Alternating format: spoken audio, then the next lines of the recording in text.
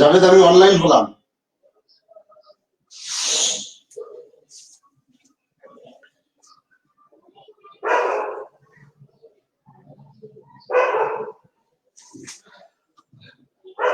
যদি কোনো কিছু হয় মোবাইলে জানান আমাকে, আমি অনলাইনে শুরু করছি। আমি আর মেসেজ দেখতে পাচ্ছি না। আসসালামু আলাইকুম, গুড আফটারনুন এন্ড শুভ বিকেল। আপনারা কালকের দিনটা আপনাদের সাথে ভালোই কেটেছে। আজকে আবার শুরু করতে যাচ্ছি নতুন একটা বিষয় নিয়ে। আজকে আমাদের বিষয়, আমাকে যেটা বলা হয়েছে যে আপনাদের প্রিলিমিনারি লেকচার 3 ইউরোপ এবং ওশেনিয়া আমরা আলাপ করতে থাকি, দেখি কতদূর আমরা যেতে পারি ইউরোপ এবং ওশেনিয়াতে।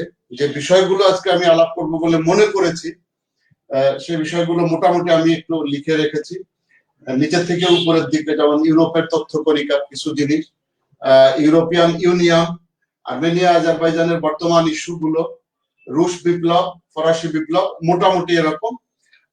যেহেতু আমার সময় 1 ঘন্টা থেকে সর্বোচ্চ 1.5 ঘন্টা, আমাকে 3টায় শুরু করলাম, 4:30টার ভিতরে সব শেষ করতে হবে। আমি চেষ্টা করব 4:15টার ভিতরে আপনাদের সাথে প্রশ্নোত্তর পর্বে যাওয়ার জন্য। সো আমরা এদিক থেকে শুরু করতে পারি, যেতে যেতে যতদূর যেতে পারি। এতদূর কভার করা সম্ভব না 1.5 ঘন্টায়, বা 1.5 ঘন্টা সম্ভব না, তবু দেখা যায়। আর অ্যাজ ইউজুয়াল আমি সবসময় যেটা বলি, এটাকে বারবার রিপিট করছি, যে এইগুলা আমি যেগুলো লিখছি বা তথ্য দিচ্ছি, এগুলো আপনাদের শীটে যেগুলো আছে, মার্চ ফরওয়ার্ডের শীটে আছে বা আপনাদের বইয়ে আছে, তার অ্যাডিশন। সুতরাং আপনারা বইও পড়বেন, মার্চ ফরওয়ার্ডের শীটটাও পড়বেন। আমার এটাকে আপনারা নোট নেন, আর শীট যদি আপনি মার্চ ফরওয়ার্ড থেকে আমারটা পেয়ে যান, একটা তো মার্চ ফরওয়ার্ডের নিজস্ব শীট আছেই আন্তর্জাতিকের, এর বাইরে গিয়ে আমি কিছু তথ্য এখানে আলাদা করে দেওয়ার চেষ্টা করছি। সরাসরি বইয়ের ওই তথ্যগুলোকে আমি আনতে চাই নাই, যাতে করে আমার উদ্দেশ্য হলো যাতে করে আপনারা কিছু অতিরিক্ত তথ্য আরো পেতে পারেন এই বিষয়ে। এই জন্য আমি নিজের মতন করে নোটগুলো তৈরি করি। সো এটাও আমি মার্চ ফরওয়ার্ডকে দিয়ে দিতে আমার কোনো সমস্যা নেই। মার্চ ফরওয়ার্ড চাইলেই আমি এটাকে দিয়ে দিব তাদেরকে, এবং আপনারা মার্চ ফরওয়ার্ড থেকে তখন কালেক্ট করে নিতে পারবেন আশা করি। সো আমরা ইউরোপের তথ্য কণিকা দিয়ে শুরু করি, এরপর গ্রাজুয়ালি আমরা উপর দিকে যেতে যেতে যতক্ষণে পারা যায় ইনশাআল্লাহ। আর প্রশ্নোত্তরের বিষয় তো আমি বলেছিলাম যে আমাদের প্রশ্নোত্তরটা হবে ঠিক যখন আমরা ক্লাস সেশন শেষ করব এরপরে। সুতরাং এর ভিতরে যদি আপনারা কেউ যাই লেখেন, এটা মার্চ ফরওয়ার্ডকে জানাবেন, এই জন্য যে আমার এখানে যে সমস্ত মেসেজ আপনারা দেন, আমি তো আর এই যে এখন কথা বলছি, আমি কিন্তু জাস্ট এই ক্যামেরা আর বোর্ড, এর বাইরে আমার আর ওই কম্পিউটার নেই।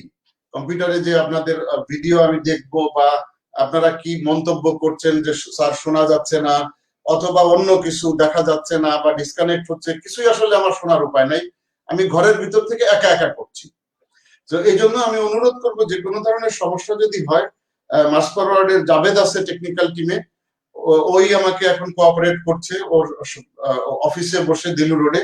আপনারা জাভেদকে ফোন দেন, অথবা মার্চ ফরওয়ার্ডের যিনি চিফ এক্সিকিউটিভ অফিসার আছেন ওবায়দুল্লাহ স্যার, ওবায়দুল্লাহ চৌধুরী স্যার, ওনাকে আপনারা ফোন দেন। তাহলে ওনারা সাথে সাথে আমাকে ফোন দিক অথবা সমাধান করুক সমস্যা, ওনারা করে দিতে পারবেন। তাহলে ভালো হবে আপনাদের জন্য। আমাকে ওইখানে মেসেজ দিলে আমি আসলেই দেখতে পাবো না, সো আমিও মিস করব, আপনারাও খেই হারিয়ে ফেলবেন। এজন্য কোনো সমস্যা হলে সাথে সাথে আপনি মার্চ ফরওয়ার্ডকে ফোন দেন, সেখানে মার্চ ফরওয়ার্ডে জাভেদ আছে অথবা ওবায়দুল্লাহ চৌধুরী, আপনি যাকে ফোন দেন, দিয়ে সমাধান করে আনেন। এখন আমরা তথ্য কণিকার ভিতরে দ্রুত কিছু বিষয়, আসলে ইউরোপ এমন একটা বিষয় আমার নিজেরও পছন্দের বিষয়, এবং এত বেশি এটার এরিয়া, 1.5 ঘন্টা কেন, এটা 5 ঘন্টাও সম্ভব না শেষ করা। অন্তত আমার ক্ষুদ্র জ্ঞানে যতটুকুন আছে, এটা 5 ঘন্টা আপনাদের আমি যতটুকুন আমি নোট করেছি 5 ঘন্টাও শেষ করতে পারবো না। সো আমাকে এত দ্রুত যেতেই হবে তথ্য শেয়ার করার জন্য। আর যেহেতু আপনাদের সাথে সরাসরি ইন্টারাকশন হচ্ছে না, সো দ্রুত যাওয়া ছাড়া কোনো উপায় নাই। অন্য কিছু কত একজনের সাথে আরেকজনের কথা বলার সরাসরি তো এখানে সুযোগও হচ্ছে না। এখন আমরা আসি তথ্য কণিকার ভিতরে, যে ইউরোপকে বলা হয় পৃথিবীর সব, আপনারা নোট নিয়েন সাথে সাথে আমার কথাগুলো যদি নোট নেন, অথবা আই বিলিভ যে এটা আমার ক্লাস যখন বা সেশন যখন শেষ হয়ে যায় তখন এই ভিডিওটা হয়তো অনলাইনেই থাকে, সেখান থেকে আপনারা দেখে নিতে পারবেন, নোট নিতে পারবেন, যেভাবে আপনাদের জন্য সুবিধা হয়। আমার নোট তো আছেই, 5-6 পাতার নোট আমার আছে, এটা থ্রু মাস ফরওয়ার্ড আপনারা কালেক্ট করতে পারেন মাস ফরওয়ার্ডের মাধ্যমে। আচ্ছা, ইউরোপকে বলা হয় বিশ্বের ভিতরে সবচেয়ে ধনী মহাদেশ, এবং এটা দ্বিতীয় বৃহত্তম মহাদেশ আফটার ওশেনিয়া। দ্বিতীয় বৃহত্তম মানে ছোটর দিক দিয়ে, তার মানে সবচেয়ে বড় হলো এশিয়া, এই দিকে, তারপরে আফ্রিকা, আমেরিকা, দেন ইউরোপ, দেন হলো আপনার ওশেনিয়া। সো নিচের দিক দিয়ে এটা সেকেন্ড স্মলেস্ট আমরা বলতে পারি, এবং সবচেয়ে বড় দেশ ইউরোপের ভিতরে শুধু না, এটা ইনফ্যাক্ট আমরা বিশ্বের ভিতরেও বলতে পারি, সেটা হলো রাশিয়া। রাশিয়ার আয়তন কত? 6,602,000, 6,602,000।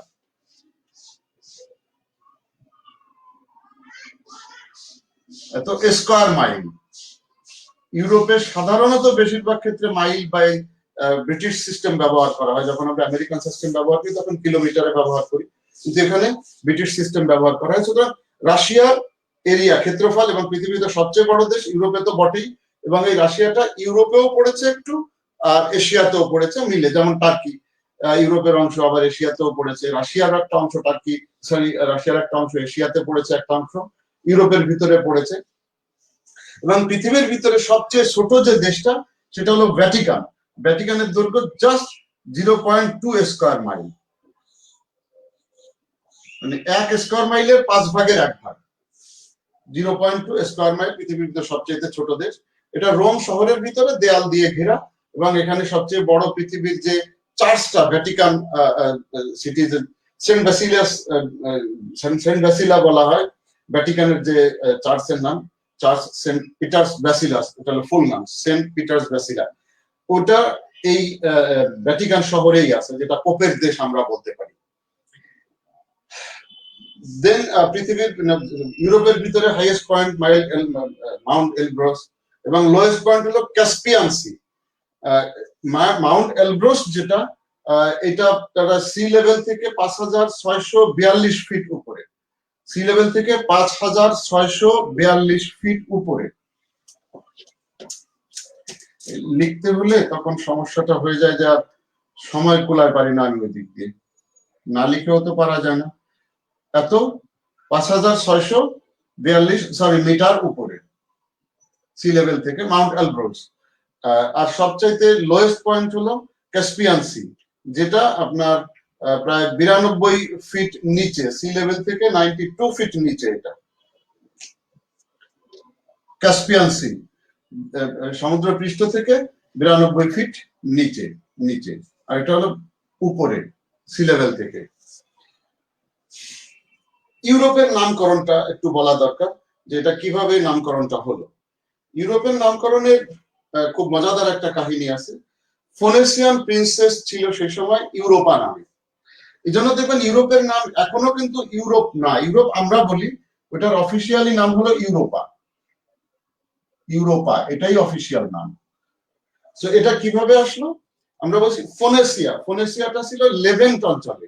দ্যাট মিনস আপনার এখন যে লেবানন এবং ওই ওর যে দক্ষিণ পাশের, উত্তর পাশের অংশটা, লেবানন এবং টার্কি এর উত্তর পাশের যে অংশটা, এটা মুছে দিয়ে আমরা আস্তে আস্তে এদিকে যাব। লেভেন্ট যেটাকে আমরা বলি, লেবাননের উত্তর দিকে, উত্তর পশ্চিম দিকে আমরা বলতে পারি, এই অঞ্চলগুলো, তার মানে ইনফ্যাক্ট এটা এশিয়াই ছিল ফোনেশিয়াটা। এটা আসছে গ্রিক মাইথোলজি থেকে, এটা গল্প, সুতরাং এর ভিতরে কেউ বাস্তবতা খুঁজতে গেলে তার নিজের দায়িত্বে খুঁজবেন,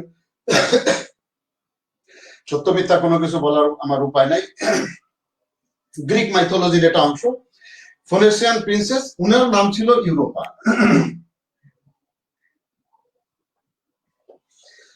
ওই সময় আকাশের যে দেবতা ছিলেন গ্রিক মাইথোলজি অনুযায়ী জিউস, আকাশের দেবতা, উনি আকাশ, বৃষ্টি, বাদল, ঝড়ঝঞ্ঝা অথবা আপনার এই যে বজ্রপাত, এই সব কিছুর উনি দেবতা ছিলেন, গড অফ স্কাই উনাকে বলা হতো। উনি সামহাউ এই ইউরোপার প্রেমে পড়লেন এবং অ্যাকর্ডিংলি ওনাকে প্রপোজ করা হলো এবং ইউরোপে এটাকে যথারীতি অস্বীকার করলেন, যেটার কারণে জিউস ক্ষিপ্ত হয়ে গেল এবং ওনাকে কিডন্যাপ করে নিয়ে ক্রিটি দ্বীপে ওনাকে রাখা হলো। উনি নিয়ে গেলেন ক্রিটি দ্বীপে, ক্রিটি আইল্যান্ড। জিউস ইউরোপাকে কিডন্যাপ করে এখানে নিয়ে গেলেন। এই জায়গাটা গ্রিসের ভিতরে পড়েছে, এখান থেকে ওনার বংশের বিস্তার ঘটেছে। এই জন্য ওনার বংশধররা যেখানে যতদূর ছড়িয়ে পড়েছে, এই জায়গাটার নাম ঠিক এক্স্যাক্টলি ইউরোপা। আপনি দেখবেন ইউরোপিয়ান ইউনিয়নের ওয়েবসাইটে ইউরোপা.eu দেওয়া আছে। দেশের নাম অফিসিয়ালি হলো, দেশ তো না মানে কন্টিনেন্টের নাম, অফিসিয়ালি হলো Europa. So this is the ইতিহাস অফ ইউরোপা। ইউরোপে প্রায় 200-র উপরে ভাষা ব্যবহার করে, ল্যাঙ্গুয়েজ 200+ ল্যাঙ্গুয়েজ, এবং তার ভিতরে ইউরোপিয়ান ইউনিয়ন স্বীকৃত হচ্ছে 24টা ভাষা, ইইউ স্বীকৃত ভাষা 24টা। পুরো ইউরোপে মানুষ কথা বলে 200-র বেশি ভাষায়। ইউরোপিয়ান ইউনিয়ন কর্তৃক স্বীকৃত ভাষার সংখ্যা 24টা। ইউরোপে কতটা দেশ আছে এটা নিয়ে কিছু কন্ট্রোভার্সি সবসময়ই আছে। জাতিসংঘের হিসেব অনুযায়ী ইউরোপের দেশ সংখ্যা হলো 44টা। এটা ইউএন এর হিসাব অনুযায়ী জাতিসংঘের দেশ 44টা।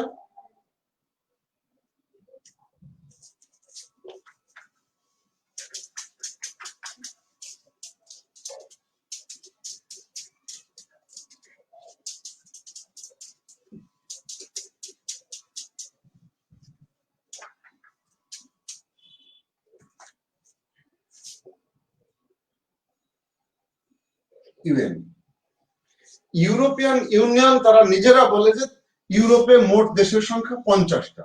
এটা ইউরোপিয়ান ইউনিয়ন অনুযায়ী। এর বাইরে অন্য কিছু লোক আছে যারা এটাকে বলে 51টা দেশ, আদার্স। অন্য স্ট্যাটিস্টিক্স এটা বলে যে 51টা দেশ আছে ইউরোপে। এখন কিভাবে এটা আলাদা হলো, তাহলে ডিফারেন্সটা কেন হলো? কারণ হচ্ছে এই যে 44টা দেশের কথা ইউনাইটেড নেশনস বলছে, এর সাথে কিছু দেশকে যোগ করে দেওয়া হয়েছে। সেই মানে ইউরোপিয়ান ইউনিয়নের হিসাব অনুযায়ী আরো 6টা দেশ যোগ হয়েছে, যেটাকে জাতিসংঘ বলছে যে কিছু দেশ আছে কন্ট্রোভার্সিয়াল, যেমন কি বলে আপনার কসোভো, এটা স্বাধীনতা এখনো শেষ হয়নি বলে ইউরোপিয়ান ইউনিয়ন যদিও ধরে নিয়েছে, ইউএন এটাকে এখনো শেষ ধরে নাই। তো আমি 6টা দেশের নাম আগে বলিনি। একটা হলো আজারবাইজান, আর্মেনিয়া, জর্জিয়া, পাশাপাশি Azerbaijan, Armenia, Georgia, Turkey, Cyprus, Kosovo. এই 6টা দেশ। 6টা দেশ আবার আমি বলি, আজারবাইজান, আর্মেনিয়া, জর্জিয়া। এগুলোকে ইউরোপিয়ান ইউনিয়ন বলছে এটা ইউরোপের দেশ, আর জাতিসংঘ থেকে বলা হচ্ছে যে এটা সেন্ট্রাল এশিয়ান কান্ট্রি, কেন্দ্রীয় এশিয়া। এই জন্য তারা ইউরোপের সাথে সরাসরি দেখা নেই। গেল 3টা। টার্কি, এটা ইউরোপ এবং এশিয়া মিলে, এবং জাতিসংঘের হিসাব অনুযায়ী এটাকে তারা এশিয়ার ভিতরে ধরতে চাইছে। যেহেতু ইউরোপের যদি আমরা বলি সবচেয়ে বড় শহরটা হলো ইস্তাম্বুল, সেটা আমাদের সাথে মিলেও আছে। যাই হোক, জাতিসংঘের হিসাবে তারা এটাকে আমাদের ভিতরে নিয়ে আসছে। টার্কি এবং সাইপ্রাস, এই দুটা এই কারণে যে তাদের এখানে এখনো গন্ডগোল বিদ্যমান আছে, ঝগড়াঝাটি হচ্ছে, স্বাধীনতা নিয়ে পুরোপুরি এখনো ক্লিয়ার করা হয় নাই। এই জন্য জাতিসংঘের হিসেবে নাই, কিন্তু ইউরোপিয়ান ইউনিয়নের হিসেবে আছে। কসোভোর স্বাধীনতাটা এখনো কমপ্লিট হয় নাই বলে জাতিসংঘের দলিল দস্তাবেজে বলছে। এই 6টা দেশ এই জন্য জাতিসংঘের হিসেবে নাই, ইউরোপিয়ান ইউনিয়নের হিসেবে রয়ে গেছে। অন্যরা কেউ কেউ বলতে চায় যে এই 50টার সাথে কাজাকস্তানটা যোগ হবে। কাজাকস্তানটা যোগ হবে, যদিও এটা কাজাকস্তানটা যোগ হওয়াটা আমি নিজে ব্যক্তিগতভাবে নিজেও সাপোর্ট করি না। কারণ এটা দেখেন আপনি ক্যাসপিয়ানের একদম এই পাশে চলে আসছে, সুতরাং এটা পুরো এশিয়ার ভিতরেই কাজাকস্তান পড়ে। আমরা ম্যাপ দেখলেও বুঝতে পারবো মাঝখানে বিশাল এরিয়া, বিশাল পার্থক্য। আফগানিস্তানের বর্ডারে চলে আসছে কাজাকস্তান, এবং যত গন্ডগোল মারামারি এখানে আফগানিস্তানে হয়, কাজাকরা এটার সাথে জড়িত থাকে। তো এনিওয়ে, এরকম একটা বিষয় যে এই কারণে 51টা, এই কারণে 50টা, এই কারণে 44টা। এখন আপনি কোন হিসাবে নেবেন, ইউএন হিসাবে 44, ইউরোপিয়ান ইউনিয়ন হিসাবে 50, এটাকে আর নেওয়ার সুযোগ আমি দেখছি না। সুতরাং এই দুটোর ভিতরে থাকাটাকেই, সীমাবদ্ধ থাকাটাকেই আমি যুক্তিসঙ্গত মনে করি। এবং সবচেয়ে বড় সিটি ইউরোপের ভিতরে যদি আমরা বলি, সেটা হলো ইস্তাম্বুল। পৃথিবীর ভিতরে এখনো যে সমস্ত জায়গায় মনার্কি বা রাজতন্ত্র আছে, ইউরোপের 11টা দেশে এখনো রাজতন্ত্র আছে, কনস্টিটিউশনাল মনার্কি এখনো 11টা দেশে আছে। সে দেশগুলো হলো আপনার Andorra, Belgium, Denmark, Liechtenstein, Luxembourg, Monaco, Netherlands, Norway, Spain, Sweden এবং ইউকে। এই 11টা দেশ। সবচেয়ে পুরানো এর ভিতরে যে মনার্কি, সেটা হলো ডেনমার্কের মনার্কি। ডেনমার্কের মনার্কি সবচেয়ে পুরনো, 935 সিই। এই সময় থেকে ডেনমার্কে এই রাজা রানীর বিষয়টা আছে, এখনো পর্যন্ত এটা চলমান। এই জন্য এটা সবচেয়ে পুরনো। এর আগে অন্যান্য ভাবে থাকলে থাকতে পারে, পুরনো হিসাবে এটাই রয়ে গেছে। এবং প্রথম রাজা ওখানে যিনি ছিলেন, গর্ম ডাইনাস্টি বলা হতো, গর্ম রাজত্ব। এখন যিনি আছেন উনি মার্গারেট দ্য সেকেন্ড। এখন যিনি রানী আছেন, মার্গারেট দ্য সেকেন্ড, ডেনমার্কের রানী। সবচেয়ে বেশি ভক্সওয়াগন তৈরি হয় ইউরোপে। ভক্সওয়াগনের কারখানাই তো ইউরোপে, সুতরাং ইউরোপেই হবে, এটাই স্বাভাবিক। এবং সবচেয়ে অ্যাক্টিভ ভলকানো এটা মাউন্ট ইটনা, যেটা সিসিলি, ইউরোপের সিসিলিতে আছে। ইউরোপের বিশেষ করে ইটালির সিসিলি, ইটালিতে আরো একটা আছে আমরা জানি, পম্পেইতে যেটা আছে ভিসুভিয়াস। যে ভিসুভিয়াসের নিচে প্রায় 2500 বছর আগে এই পম্পেই সভ্যতাটাই ধ্বংস হয়ে গিয়েছিল। সেটাও একটা জীবন্ত আগ্নেয়গিরি। তার মানে এই ভিসুভিয়াসও ইটালিতে, আবার আপনার ইতনা, যেটা মাউন্ট ইতনা, এটাও ইটালিতে, কিন্তু ইতনাটা বড় এবং বেশি লাইট। এই ইতনাটা হলো সিসিলি, এটা দ্বীপ রাষ্ট্র, এটা একটা ভূমধ্য সাগরের দ্বীপ স্টেট, এটা দেশ না, ওদের একটা প্রভিন্স। মাউন্ট ইতনাটা ওইখানে, যেহেতু এটা ইতনা প্রভিন্স, সেই হিসাবে এটার নাম হয়েছে মাউন্ট ইতনা। ভলগা সবচেয়ে বড় নদী, যেটা রাশিয়ার ভিতর দিয়ে চলে গেছে, 2294 মাইল ভলগা, 2294 মাইল।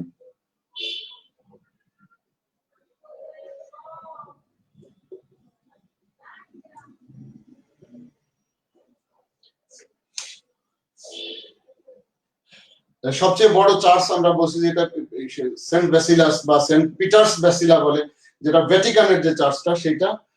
আর আপনার ইউরোপের বার্থ রেট বলা হতো যে সবচেয়ে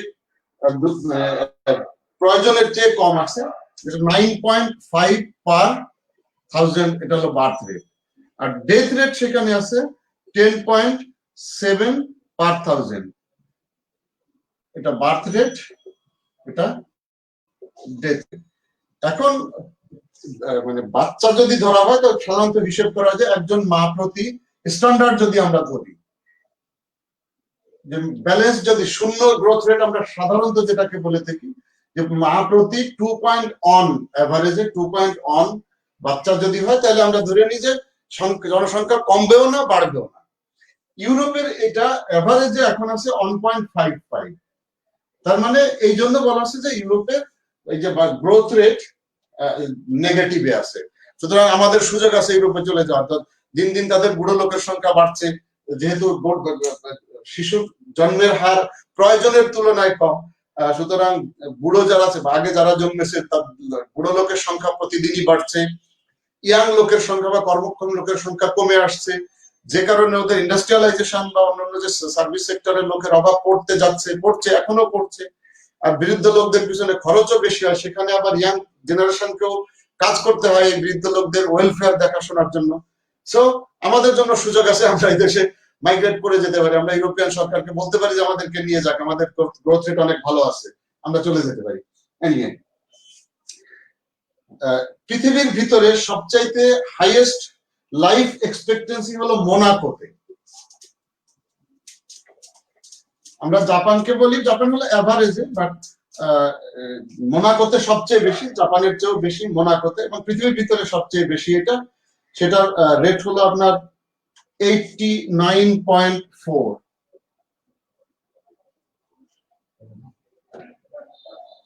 89.4। এটা বিশ্বের ভিতরে সবচেয়ে বেশি। মোনাকো, ইউরোপের দেশ মোনাকো।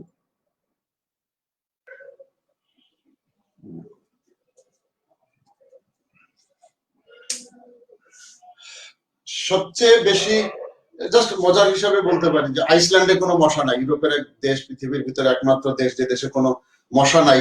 এবং বেলজিয়ামের রাজধানী ব্রাসেলসের এয়ারপোর্টে সবচেয়ে বেশি চকলেট বিক্রি হয় পৃথিবীর মধ্যে। যেহেতু বেলজিয়াম চকলেট সবচেয়ে ভালো, মানুষ ওই এয়ারপোর্টে যখনই যাতায়াত করে, দামও ওখানে কম, ব্রাসেলসে এয়ারপোর্টে চকলেটের দামও কম রাখা হয়। এবং কোয়ালিটি তো কোয়ালিটি, মানুষজন গেলে গিফট দেওয়ার জন্য হলো এটা কিনে নিয়ে আসে ব্রাসেলস এয়ারপোর্ট থেকে। বার্লিনের ওয়াল কবে পতন হলো? কারণ বার্লিন ওয়ালের পতনের সাথে ইউরোপিয়ান ইউনিয়নের একটা সম্পৃক্ততা আছে। আমরা যখন ইউরোপিয়ান ইউনিয়ন পড়বো, ইনফ্যাক্ট এই বার্লিনের দেয়ালটা যখন উত্তর বার্লিন পূর্ব এবং পশ্চিম বার্লিনের মাঝখানে যে দেয়ালটা ছিল, পূর্ব এবং পশ্চিম ইউরোপের জার্মানির মাঝখানে, এটা যখন ফেলে দেওয়া হয়, তারপর থেকেই ইউরোপিয়ান ইউনিয়ন 1993-তে আমরা জানি, আমরা আসবো, ইউরোপিয়ান ইউনিয়ন তখন থেকে একত্রীকরণটা ইনফ্যাক্ট সাইকোলজিক্যালি শুরু হয়ে যায় টোটালি। ইউরোপিয়ান ইউনিয়নের দিকে যদি আমরা যাই, যেটাকে ইউরোপিয়ান কমিউনিটি বলে, সেখানে আমরা আসি। সেখানে এই বার্লিনের দেয়ালের পতন হয়েছিল এই 9 নভেম্বর। আমাদের জন্য এটা 9/11, আমেরিকানদের সেই 9/11 এটা না, এটা আমাদের জন্য 9/11। 1989 89-এর নভেম্বর মাসে 9 তারিখে বার্লিনের ওয়াল ফেলে দেওয়া হয়েছিল। তার মানে দুই জার্মানি একত্রিতকরণ হয় এই তারিখে। একইভাবে যদি আমরা বলি যে রাশিয়ার পতন কবে ঘটলো, এই সময় আপনার গর্বাচেভ ছিলেন, মিখাইল গর্বাচেভ ছিলেন রাশিয়ার প্রেসিডেন্ট, এবং ইউএসএসআর এর শেষ প্রেসিডেন্ট ছিলেন উনি, মিখাইল গর্বাচেভ। 1991 সালে গ্লাসনাস্ট প্রেসরিকা, মানুষের কথা বলার স্বাধীনতা যখন দেওয়া হলো, মানুষ, যাই হোক, এটা ইতিহাসে না হয় নাই গেলাম, আপনারা জানেন এটা। ফল অফ ইউএসএসআর হলো 26 ডিসেম্বরে, 26 ডিসেম্বর 1991। এই তারিখে রাশিয়া ভেঙে যায়, টুকরো টুকরো হয়ে যায়। তার মানে রাশিয়ার পতন আমরা বলতে পারি এটাকে। বুলগেরিয়া, জাস্ট এটা মজা করার জন্য আমরা বলতে পারি যে বুলগেরিয়া একমাত্র দেশ, বুলগেরিয়া দেশ যখন এটার নামকরণ হয়েছে প্রথম, তারপর থেকে এটা 681 সালে প্রথম নামকরণ হয় বুলগেরিয়া। এরপরে আর পরিবর্তন হয় নাই, কারণ এরপরে অন্য যত দেশ ছিল সব দেশের নাম কোনো না কোনো ভাবে চেঞ্জ হয়েছে। আমরা যেমন ব্রিটেনকে বলতে পারি যে ব্রিটেন সর্বশেষ United kingdom of great Britain and Northern Ireland. এই টনি ব্লেয়ারের সময় 1990 সালে ওই নামটা এরকম করে দেওয়া হয়েছে। এটা চেঞ্জ, বিভিন্ন ভাবে দেশের নাম চেঞ্জ হয়েছে, যেহেতু আগে যে ব্যবস্থা ছিল, ছোট ছোট ক্ষুদ্র রাজ্যের ব্যবস্থা ছিল, রাজ্যগুলো আস্তে আস্তে একত্রিত হয়েছে। তারপরে আপনার প্রথম বিশ্বযুদ্ধ, দ্বিতীয় বিশ্বযুদ্ধ, এর আগে নেপোলিয়ানের সময়, বিভিন্ন সময় ইউরোপে ছিন্ন ভিন্ন অবস্থা হয়েছে। জাতি রাষ্ট্র ছিল সব ছোট ছোট, সেখান থেকে বড় হয়েছে, নাম পরিবর্তন হয়েছে। তো বুলগেরিয়া একমাত্র দেশ যারা 681 সালে যাদের নাম বুলগেরিয়া দেওয়ার পর থেকে আজ পর্যন্ত আর পরিবর্তন হয় না এই দেশটার নাম।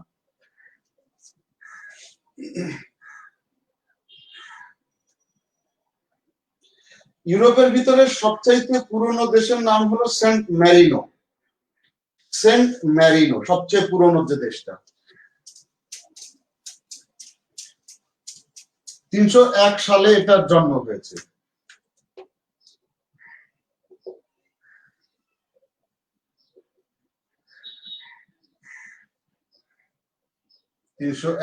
সিই, কমন এরা। সি এবং বিসি আমি আলাপ করেছি বোধহয়, জানি না, যদি না হয় আপনারা প্রশ্ন করেন। আমি সিই এবং আগে যেটা আমরা এডি বিসি তে লিখতাম সেটা পরিবর্তন করে দেওয়া হয়েছে। প্রশ্ন করলে আমি তখন বলে দিব, এখন প্রশ্ন করে না, যখন আমি সুযোগ দিই, যদি আলাপ না হয়ে থাকে আগে, কারণ সব জায়গায় আলাপ করি তো, এই জন্য আমি বলছি আর কি। আইফেল টাওয়ার, সবচাইতে বড় টাওয়ার যেটা, আইফেল টাওয়ারটা গুস্তাভ আইফেল উনি করেছিলেন প্যারিসে, এটা ট্রেড ফেয়ার উপলক্ষে উনি করেছিলেন। আলহামরাটা একটা বিল্ডিং, নামকরা বিল্ডিং, বিল্ডিং ঠিক না, এটা একটা ক্যাপিটাল স্পেনে। আলহামরাটা মাদ্রিদে না, এটা মাদ্রিদ থেকে অনেক দূরে, একদম প্রায় 4-5 ঘন্টা ট্রেন জার্নি। ওখানে মুসলমানদের যে ক্যাপিটাল ছিল, প্রায় 700 বছর ওসমানিয়া খেলাফত বলেন বা মুসলমানরা আমরা বলতে পারি যে প্রায় 700 বছর মুসলমানরা স্পেন শাসন করেছে বা ইউরোপ শাসন করেছে। একদম স্পেন, এই মাল্টা বা ইটালি, এসব জায়গাগুলোতেই তো মুসলমানদের আধিপত্য ছিল দীর্ঘদিন ধরে। 700 বছরের ইতিহাস মুসলমানদের আছে। তো যেখান থেকে এটা শাসন করা হতো, এই জায়গাটা বা এই ক্যাপিটালটার নাম আলহামরা, এটা স্পেনে। আবার কর্ডোবার মসজিদ, পৃথিবীর ভিতরে সবচেয়ে বড় প্রথম মসজিদ, কর্ডোবাটাও স্পেনেই অবস্থিত, যেখানে আমরা মুসলমানরা বলি যে কুরতুবী রহমাতুল্লাহ আলাইহির কথা বলি যে খুব হাদিস বিশেষজ্ঞ ছিলেন বা মানে আপনার এই কোরআনের তাফসীর লিখেছেন কুরতুবী রহমাতুল্লাহ আলাইহি। মানে জ্ঞান বিজ্ঞানের, মুসলিম জ্ঞান বিজ্ঞানের একটা জায়গা ছিল ওই স্পেন। তো এই কর্ডোবার মসজিদটাও সবচেয়ে বড় মসজিদ তখন। এখন আমি সর্বশেষ যখন গেলাম, ওটা 130 ইউরো দিয়ে ঢুকতে হয়, ঢুকার অনুমতি নরমালি নাই। এটা মিউজিয়ামের মতনই হয়ে গেছে বলা যায়, ভিতরে এটা চার্জ করে ফেলা হয়েছে। ইভেন আপনার আলহামরা বিল্ডিংটা বা আলহামরা এরিয়া, যেটা হামরা মানে হলো সুন্দর, বা হামর মানে আলহামরা মানে সৌন্দর্য বলতে পারি বা সুন্দর বলতে পারি। হামরা মূল শব্দটার অর্থ হলো লাল বা সৌন্দর্য, বিউটি। আলহামরা মানে বিউটিফুল, এরকম একটা নাম দিতে পারেন আপনারা আরবি হিসাবে। নামটাও আলহামরা আরবিতে। আমি সর্বশেষ যখন গেলাম, আলহামরাটার ভিতরে যে মসজিদ গুলো ছিল সবই চার্চ বানিয়ে ফেলা হয়েছে। এই কর্ডোবা বা কর্তোবা, আরবিতে বলে কর্তোবা, এটা ইংরেজিতে বলছি বা স্প্যানিশে কর্ডোবা বলি। খালের পাড়ে একেবারে সেই স্থাপনা গুলো, ওখানে যারা মসজিদের ইমাম সাহেবরা, মৌলভী সাহেবদের থাকার জায়গা, সবগুলা বিল্ডিং এ আছে, কিন্তু টোটালি এখন এটাকে চার্জ করে ফেলা হয়েছে। ভিতরে ম্যারির মূর্তি দেওয়া, এবং ভিতরে সব জায়গায় জায়গায় জায়গায় পিলারে, পাথরের পিলার বিশাল উঁচু করে, ভিতরে লেখাই আছে যে এখানে নামাজ পড়া নিষেধ, মুসলিম প্রেয়ার্স আর নট অ্যালাউড, ভিতরে লেখাই আছে। যদি কেউ আবার মসজিদ মনে করে নামাজ পড়তে চায়, সেটা নিষিদ্ধ। এটা ভিতরে কিছু রিকনস্ট্রাকশন করে ফেলে চার্চ বানিয়ে ফেলা হয়েছে। এটা যাই হোক। আর ক্রেমলিন হলো রাশিয়াতে। ক্রেমলিন শব্দটার অর্থ, ক্রেমলিন আমরা জানি যে রাশিয়ার প্রশাসনিক ভবন, হোয়াইট হাউস, আমেরিকার হোয়াইট হাউস, রাশিয়ার ক্রেমলিন। ক্রেমলিন শব্দটার অর্থ হলো আপনার দুর্গ, একটা সিটির মধ্যে দুর্গ, ফোর্ট্রেস ইন এ সিটি।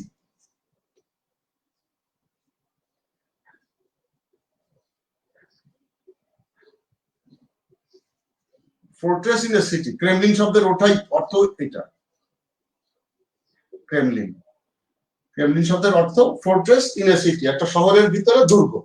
এটা অফিস, প্রেসিডেন্টের অফিস, যেখানে রাশিয়ান প্রেসিডেন্টের অফিস ওখানে। আর অ্যাক্রোপোলিস, যেটা আপনার গ্রিসে, গ্রিসের এই অ্যাক্রোপোলিসটা, এটা একটা দ্বীপ। ইনফ্যাক্ট এই দ্বীপে খুব মজবুত করে একটা দুর্গ তৈরি করা হয়েছে। ওই দুর্গ অনেক পুরনো, ঐতিহাসিক যুগ থেকে ওই দুর্গটাকে মানুষ দেখতে যায়, এবং বিশাল করে সেই পুরনো ঐতিহ্য সবকিছু রয়ে গেছে। ওটাকেই আর্কোপোলিস বলে। আর্কোপোলিস শব্দের অর্থই এক ধরনের আর্কেডিয়া বা দুর্গ বা ঘিরে রাখা জায়গা, নিরাপদ জায়গা। আর কলোসিয়াম যেটা, সেটা রোমে। কলোসিয়াম আপনারা জানেন, যেখানে গ্লাডিয়েটরদেরকে লড়ানো হতো। নিরোর ঠিক ইমিডিয়েট পরে যে ডাইনাস্টিটা আসলো, তাদের সময় এই গ্লাডিয়েটরদের খেলাটা দেখা হতো, মানুষের সাথে মানুষের, অথবা মানুষের সাথে বাঘের বা সিংহের, এদেরকে ছেড়ে দেওয়া হতো। প্রায় 80,000 লোক ওই কলোসিয়ামে বসতে পারে। রোমের একদম পেরিফেরিতে এটা অবস্থিত। কিছু তথ্য কণিকা আমরা আলাপ করে ফেললাম, সময় দৌড়াচ্ছে, আমরা একটু অন্যদিকেও যেতে চাই। কিছু বিষয় দেখে আমরা পারলে পরে আলাপ করবো। যে বলকান, আমি শুধু নামগুলো বলে যাই। বলকান দেশগুলো কি কি আছে আপনারা জানেন, সীমানা কি আমি যাব না। বলকান বলা হয় সাধারণ, এটা আপনার সাউথ ইস্ট, তার মানে এটা কোন দিক, সাউথ এবং ইস্ট, দক্ষিণ পূর্ব, ইউরোপের দক্ষিণ পূর্ব অঞ্চলটাতে হলো আপনার বলকান অঞ্চল। এটার নাম দেওয়া হয়েছে মূলত আপনার 1808 সালে একজন জার্মান জিওগ্রাফার অগাস্ট জেভিন, উনি এই নামটা দেয়। ওই বলকান পাহাড়ের কারণে ওই নামটা দেওয়া হয়। কারণ বলকান মাউন্টেন, যেটা বুলগেরিয়া থেকে সার্বিয়া পর্যন্ত এই পাহাড়টা আছে।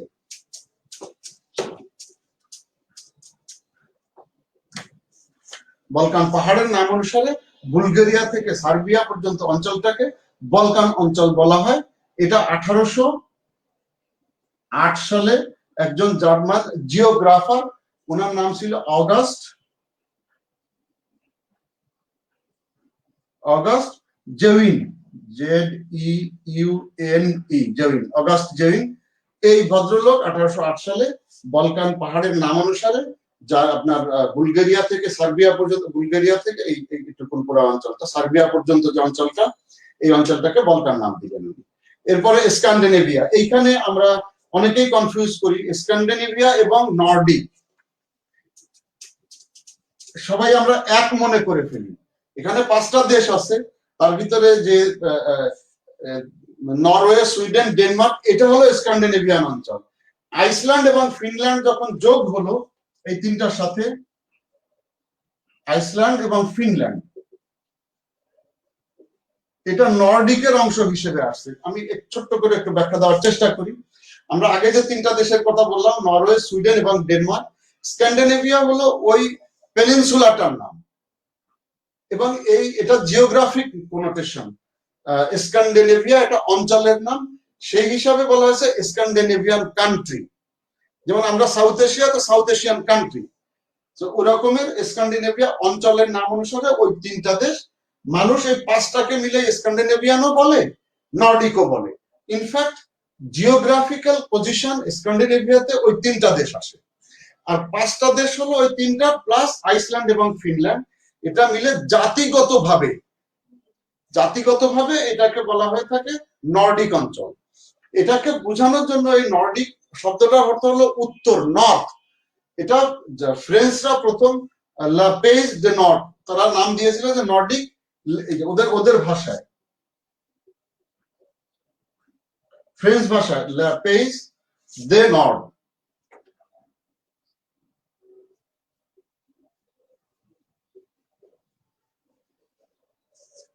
একটু বাদ দেন, লা পেজ, পেজ মানে হলো দেশ, দা কান্ট্রিজ, পেজ প্লুরালটা ফ্রেঞ্চে এস দিয়ে, পেজ দা কান্ট্রিজ অফ নর্ডিক, মানে নর্দার্ন দেশ সমূহ।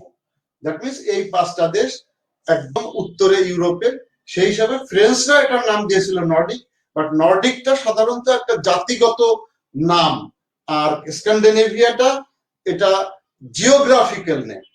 স্ক্যান্ডিনেভিয়াতে 3টা দেশই ধরা হয়ে থাকে, আর যারা নর্ডিক কান্ট্রিতে 5টা দেশ ধরা হয়ে থাকে। এই জন্য যখন আইসল্যান্ড বা ফিনল্যান্ড আমরা এক করে ফেলি, বই খাতায় এটা অনেক লেখা আছে, এক করে লেখা আছে, বাট এই অঞ্চলের লোকজনগুলো নিজেদেরকে যখন আইসল্যান্ড বা ফিনল্যান্ডের লোকজনদেরকে বলা হয় যে ভাই তুমি তো নর্ডিক, সরি তুমি তো স্ক্যান্ডিনেভিয়ান, তো ওরা সাথে সাথে বলে না উই আর নর্ডিক। বাকি 3টা তারা স্ক্যান্ডিনেভিয়া ঠিকই আছে। এবং পৃথিবীর ভিতরে সবচেয়ে বেশি সুখী দেশগুলো হলো নর্ডিক কান্ট্রি গুলো। আমরা স্ক্যান্ডিনেভিয়ান বলি, বাট নর্ডিক কান্ট্রি গুলো পৃথিবীতে সবচেয়ে সুখী দেশ হিসাবে এখন পরিচিত। তার অনেকগুলো কারণ আছে, যেমন ওদের ওখানে শিক্ষা ফ্রি, স্বাস্থ্য ফ্রি, তারপরে আপনার ক্রাইম রেট পৃথিবীর ভিতরে সবচেয়ে কম, এবং সোশ্যাল সিকিউরিটি নেট যেটা আমরা বলি, এই যে আমাদের বিধবা ভাতা, বৃদ্ধ ভাতা, বিভিন্ন ধরনের ভাতা যেগুলো দেওয়া হয়ে থাকে, দুস্থ ভাতা, এই ধরনের ভাতা যেগুলো, এই ধরনের, সেটাকে ওদের যে পরিমাণ ভাতা দেওয়া হয় এটাকে বলা হয় যে এটা খুব আরামদায়ক। যে পরিমাণ দেওয়া হয় ওদের খরচ করে আরামসে ওরা জীবন কাটায় যেতে পারে, কোন ধরনের টেনশন বা পয়সার অভাব ওদের কখনো হয় না, এটা একটা কারণ আছে। এবং ওখানকার লোকজনগুলো হোমোজেনাস, মোটামুটি, যেহেতু নর্ডিক অঞ্চল তাদের জাতিগত নাম, এই জন্য জাতিগতভাবে মোটামুটি এই 5টা দেশের মানুষ হোমোজেনাস, মানে কি বলবো, একই ধরনের, সব একই ধরনের। যেমন আমরা যদি ইন্ডিয়াতে যাই, তাহলে আপনার দক্ষিণের এক ধরনের মানুষ, বাঙালিরা এক ধরনের মানুষ, পাহাড় অঞ্চলে এক ধরনের মানুষ, মানে হেটেরোজেনাস।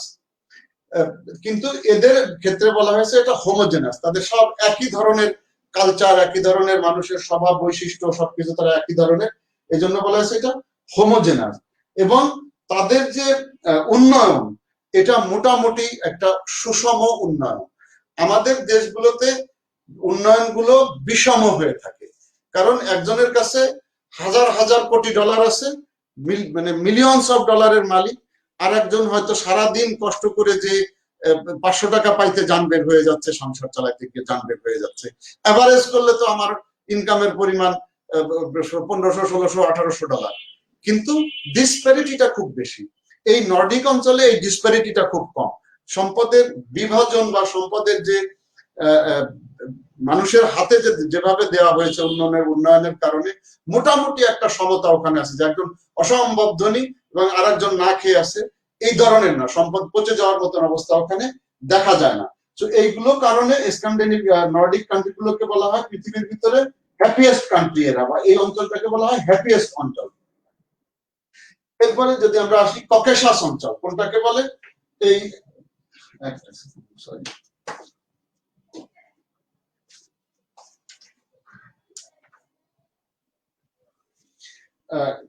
এটাও ওই পাহাড়ের নাম অনুসারে ককেশাস মাউন্টেন যেখানে আছে, একদিকে ব্ল্যাক সি আর এদিকে হলো আপনার ক্যাসপিয়ান, এই মাঝখানের যে দেশগুলো, এটাকে বলা হয় ককেশীয় অঞ্চল। এই অঞ্চলটা সাধারণত একটা পাহাড়ের পাদদেশে, সেই পাহাড়টার নাম অনুসারে, পাহাড়টার নাম ককেশিয়া পাহাড়, ককেশিয়া, সেই জন্য অঞ্চলটার নাম হচ্ছে ককেশাস, আর কিছুই না। শুধু প্রত্যেকটার নামই পাহাড়ের সাথে, শুধু স্ক্যান্ডিনেভিয়াটা তার ওই অঞ্চলের সাথে জড়িত, জিওগ্রাফির সাথে জড়িত। মোটামুটি কিছু তথ্য আমরা শেয়ার করতে চেষ্টা করলাম। আমি সময়ের পিছনে আসলে দৌড়াচ্ছি, আমি সরি, কি করব। ইউরোপিয়ান ইউনিয়ন আমরা একটু দেখি এখন।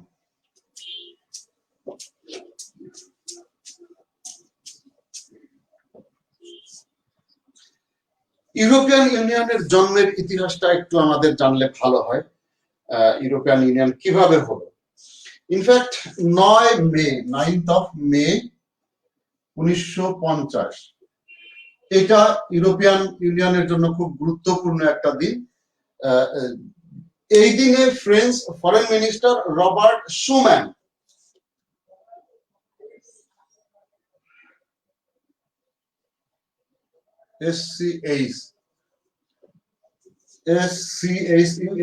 রবার্ট শুম্যান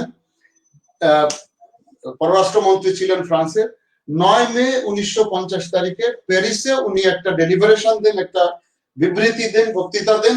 সেখানে উনি প্রথম, যেহেতু এটা দেখেন কোন সময়টা, একদম দ্বিতীয় বিশ্বযুদ্ধ পরবর্তী সময়, যখন বিধ্বস্ত ইউরোপ, একদম দুরবস্থা যখন ইউরোপের ভিতরে ভেঙে চুরে গেছে, প্রচুর কনস্ট্রাকশনের জন্য তাদের বিশেষ করে এনার্জির ক্ষেত্রে কয়লা দরকার, তখন কয়লা ভিত্তিক এনার্জি ছিল, আর কনস্ট্রাকশনের জন্য স্টিলের কোনো বিকল্প নাই, সে যেখানেই আপনি যান না কেন। এই জন্য কয়লা এবং স্টিলকে কেন্দ্র করে উনি প্রথম এই আইডিয়াটা দেন যে আমাদের কয়লা এবং স্টিল আমরা শুধুমাত্র আমাদের দেশের ভিতরেই লেনদেন করতে চাই, যেহেতু আমাদের কমতি আছে, প্রয়োজনের চেয়ে কম আছে, এই জন্য আমরা এক্সপোর্ট করব না, আমরা নিজেদের ভিতরেই এক দেশের থেকে আরেক সাথে ব্যবসা করবো। এবারে এই জন্য ইসিএসসি বলা হয়। এটার আইডিয়াটা বলে যে আমরা একসাথে ব্যবসা করতে চাই, আমাদের জিনিস আমাদের ভিতরে থাকুক। এইটার উপরে ধারণা, এই আইডিয়ার উপরে ধারণা করে 23 জুলাই 1952-তে প্রথম প্রতিষ্ঠিত হয় ECSC, European coal and still Community. এই কমিউনিটি শব্দটা মাথায় রাখবেন, এখান থেকে দেখবেন অন্যগুলো চলে আসবে। তো 23 জুলাই 1952-তে প্রথম ওনার এই যে আইডিয়াটা ছিল 9th মে 1950, সেটার উপরে ভিত্তি করে আলাপ আলোচনার প্রেক্ষিতে European coal and still Community তৈরি করা হলো। এইটাকে কিছুদিন পরে দেখলো যে এটা ভালোই হচ্ছে, নিজেদের ভিতরে খরচও কম হচ্ছে, সবকিছু মিলে তাদের অবস্থা ভালো, এবং তখন নিজেদের ভিতরে যাতায়াত সহজ হয়ে গেছে, এবং কোঅপারেশনটা ভালো দেখে এটাকে আরেকটু অ্যাডভান্স করে নিয়ে যাওয়ার চিন্তা ভাবনা তখন ইউরোপিয়ানরা করলো, যেটা রোমের ক্যাপিটাল হিল বলি আমরা, ইনফ্যাক্ট এটা হলো ক্যাপিটোলাইন হিল। এবং এখানে আমি একটা জিনিস বলে যাই, এই যে 9 মেতে যে উনি আইডিয়াটা দিয়েছিলেন রবার্ট শুম্যান, এই জন্য ইউরোপিয়ান ডে হিসাবে 9 মেকে বেছে নেওয়া হয়েছে। প্রতি বছর 9 মে তারিখ ইউরোপিয়ান ডে হিসাবে পালিত হয়ে আসছে। ইসিএসসি 5 বছর পরে রোমে ওনারা বসলেন, ক্যাপিটাল হিল বলা হয়। ইনফ্যাক্ট এটা ক্যাপিটাল হিলটা হলো আপনার ওখানে যতগুলো পাহাড় আছে এর পুরো নাম হলো ক্যাপিটোলাইন হিল পাহাড়, ক্যাপিটোলাইন হিল। এটা রোম শহরে 7টা পাহাড় আছে, তার একটা পাহাড় এই ক্যাপিটোলাইন হিল। এই হিলের উপরে একটা হোটেলে প্রোগ্রামটা করা হয়েছিল, মিটিং হয়েছিল, যেখানে 6টা দেশ ওখানে ছিল, Belgium, France, Luxembourg, Netherlands, Germany, 5টা দেশ। বেলজিয়াম, 6টা দেশ ছিল, Belgium, France, Italy, Luxembourg, Netherland, West Germany, 6টা দেশ। এই 6টা দেশ মিলে 1957 সালে 25শে মার্চ 1957 এই ক্যাপিটোলাইন হিল, আমরা সংক্ষেপে ক্যাপিটাল হিল বলি, এইখানে রোমের এই জায়গাটাতে 6টা দেশ বসে যে চুক্তি সই করে যে আমরা আরো নিবিড় হতে চাই, আমাদের সম্পর্কটা শুধুমাত্র কোল আর স্টিলে আমরা রাখবো না, এটাকে যে কোনো ইকোনমিক অ্যাক্টিভিটিজ এর ভিতরে আমরা নিয়ে যাই, যে কোনো ব্যবসা বাণিজ্য বা ইকোনমিক অ্যাক্টিভিটিজে নিয়ে যাই। তখন এই কোল এবং স্টিল বাদ দিয়ে সি তে নিয়ে আসা হলো, EC, economic, EEC, European economic community করা হলো। তখন 1957 সালে ইউরোপিয়ান ইকোনমিক কমিউনিটি করা হলো এই রোমের ক্যাপিটাল হিলের যে এগ্রিমেন্টটা তাদের ভিতর হলো মিটিং এর ফলে। সেখানে এখানে 6টা দেশ তখন সাইন করেছিল ইইসি কে, পরবর্তীতে এটা আরো দেশ ওর ভিতরে ঢুকেছে। এখানে এটা ছাড়াও ইউরোপিয়ান ইউরোপিয়ান ইকোনমিক কমিউনিটি ছাড়াও আরো একটা এগ্রিমেন্ট ওখানে হয়। মিনওয়াইল কয়লার থেকে তারা অ্যাটমিক এনার্জির দিকে ঝুঁকে পড়ছে বা চলে আসছিল এনার্জি তৈরির ক্ষেত্রে বা বিভিন্ন ক্ষেত্রে, শুধু এনার্জি না, আরো অনেক কারণেই তখন অ্যাটমিক এনার্জির বিষয়টা চলে আসছিল সামনে। এই জন্য 2টা এগ্রিমেন্ট সাইন হয়, ইইসি একটা, আর একটা হলো ইউরোপিয়ান অ্যাটমিক এনার্জি কমিশন, একই মিটিং এ হয়, ইইসি এবং ইউরোপিয়ান অ্যাটমিক এনার্জি কমিশন। এই 2টা চুক্তি 1957 সালের 25শে মার্চ ক্যাপিটাল হিল আমরা বলি রোমে, সেখানে সাইন হয়, 6টা দেশ মিলে এটাকে সাইন করে। এর পরবর্তী ধাপ হলো যে তারা যখন, এবং মজার ব্যাপার হলো দেখেন, এটা 1925শে মার্চ 1957 তে সাইন হয়েছে, কিন্তু রেটিফিকেশনটা আমরা গতকাল বলেছিলাম যে রেটিফিকেশনটা কি। এটা রেটিফিকেশনের পরে ইফেক্টিভ হয় 1/1/1958 সালে তারিখ থেকে, 1 জানুয়ারি 1958 থেকে এটা প্রয়োজনীয় পরিমাণ রেটিফিকেশন হয়ে যায়, অনুমোদন হয়ে যায়, এবং এই তারিখ থেকে এটা কার্যকর হয়। এবং এটাও 1958 থেকে যখন চলছে, বেশ ভালোই চলছিল এটা, 2টা জিনিস, ইইসি এবং ইএইসি। এর প্রেক্ষিতে তখন ইউরোপিয়ান ইউনিয়নের যারা সদস্য আছেন, এই যে 6টা দেশ, তারা আরো একটু এটাকে নিবিড় করে নিয়ে আসার চেষ্টা করে তারা ম্যাস্ট্রিক্ট চুক্তি, এটাই হলো ইউরোপিয়ান ইউনিয়ন আমরা বলতে পারি, ম্যাস্ট্রিক্ট। এই ম্যাস্ট্রিক্টে চুক্তিটা সাইন হলো। ম্যাস্ট্রিক্ট হলো নেদারল্যান্ডসের একটা জায়গার নাম, ম্যাস্ট্রিক্ট।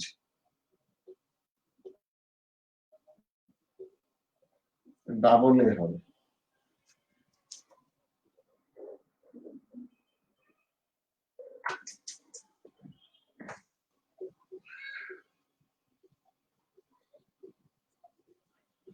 এটা নেদারল্যান্ডের একটা শহর, দি নেদারল্যান্ডস। এই ম্যাস্ট্রিক্টে 1992 সালে এই চুক্তিটা হয়, প্রথম সই হয় 7 ফেব্রুয়ারি 92-তে এই চুক্তিটা সই হয়, এবং এখানে এটা কার্যকর হয় 1 নভেম্বর 1993 থেকে। এই চুক্তিতে ইউরোপিয়ান ইইসি যেটা ছিল, ইউরোপিয়ান ইকোনমিক কমিউনিটি যেটা ছিল, তখন বললো যে এখন আর আমরা শুধু ইকোনমির ভিতরে সীমাবদ্ধ থাকতে চাই না, আমরা পুরো ইউরোপ এক হয়ে যেতে চাই। তখন এটাকে নাম দেওয়া হলো ইউরোপিয়ান কমিউনিটি। এই ইউরোপিয়ান কমিউনিটি ইউরোপিয়ান ইউনিয়ন। তার মানে আমরা যদি বলি ইউরোপিয়ান ইউনিয়নের জন্ম 1/11/1993 এই ম্যাস্ট্রিক্ট নেদারল্যান্ডসের এই চুক্তির মাধ্যমে। ম্যাস্ট্রিক্ট চুক্তিটা হলো বেস, এটা ইউরোপিয়ান কমিউনিটি যেটা, এটা ইউরোপিয়ান ইউনিয়ন। এবং এই চুক্তিতে 1993-তে মোট 12টা দেশ সাইন করে ইউরোপের, প্রথমে 12টা দেশ। এই জন্য দেখবেন ইউরোপিয়ান যে ফ্ল্যাগ আছে, ইউরোপিয়ান ফ্ল্যাগে 12টা নীল নীল জমিনের উপরে 12টা সোনালী স্টার দেয়া আছে। এটার উদ্দেশ্য হলো এটা যে ম্যাস্ট্রিক্ট ট্রিটিতে 12টা দেশ প্রথম সই করেছিল, আর তাদের যে ম্যাপটা আছে এটা তারা ইউনিটি, সলিডারিটি, ডাইভার্সিটি এটাকে মিন করে, তাদের একতাকে বোঝানোর জন্য তারা এই ফ্ল্যাগটাকে ডিনোট করে থাকে। সো এটা ইউরোপিয়ান ইউনিয়নের জন্মের অংশটা গেল। যে 1193 থেকে 12 মেম্বার সদস্য নিয়ে এটা শুরু হলো এবং এটাই ইউরোপিয়ান ইউনিয়নের যাত্রা। এরপরে আসছে লিসবন ট্রিটি।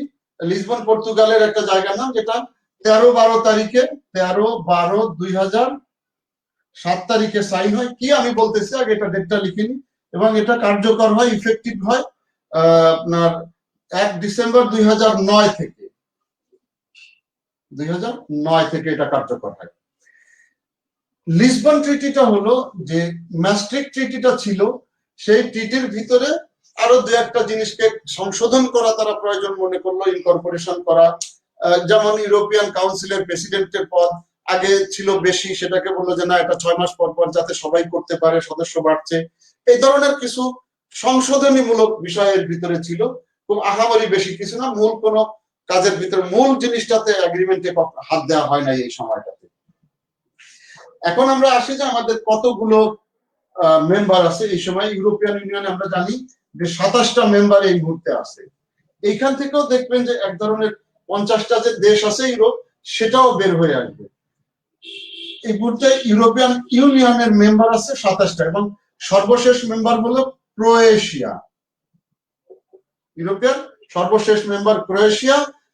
জুলাই মাসের 1 তারিখ থেকে 1 জুলাই 2013 থেকে সে মেম্বার। ক্রোয়েশিয়া এই তারিখ থেকে সে মেম্বার। ওকে দিয়ে 27টা, ইনফ্যাক্ট 28টা ছিল। ইউরোপিয়ান ইউনিয়ন 2000 কি বলে আপনার জানুয়ারি 2020-এ যখন ব্রিটেন বেরিয়ে গেল, এখন 27টা ইউরোপিয়ান ইউনিয়নের সদস্য সংখ্যা এই মুহূর্তে 27। এখন এটার সাথে আরো 5টা দেশ, 27টা গেল, যোগ করেন 5টা। এই 5টা দেশ তারা অলরেডি অ্যাপ্লিকেশন করেছে ইউরোপিয়ান ইউনিয়নের সদস্য হওয়ার জন্য, 5টা দেশ। আর 2টা দেশ আছে, যেমন বসনিয়া হার্জেগোভিনা এবং আরেকটা দেশ যেটা কসোভো, এরা পোটেনশিয়াল দেশ যারা ইউরোপিয়ান ইউনিয়নের সদস্য হতে হবে। তো 5টা অ্যাপ্লিকেশন করেছে, 2টা এখন অ্যাপ্লিকেশন করে নাই, কিন্তু তারা অন দা ওয়ে বা প্রসেসে আছে। এর বাইরে আরো 16টা দেশ ইউরোপে আছে। 27টা ইইউ এটা অলরেডি অ্যাপ্লাই করে ফেলেছে, এটা অ্যাপ্লিকেশন প্রসেসে আছে। এর বাইরে মোট 16টা, দেখেন যোগ করে 50টা চলে আসে। এইগুলো হলো মোট ইউরোপের দেশের সংখ্যা। এখন ইউরোজোনটাকে আমরা বলতে কি বুঝি? ইউরোজোন, সেনজেন, এগুলো কি? ইউরোজোন হলো যে দেশগুলো ইউরো কারেন্সি ব্যবহার করে। এটা ইউরোপিয়ান ইউনিয়নের সব দেশ এটাকে ব্যবহার করে না। মোট 19টা দেশ ইউরোজোনের ভিতরে আছে। 19টা দেশ ইউরোজোনের মধ্যে আছে। সেনজেন,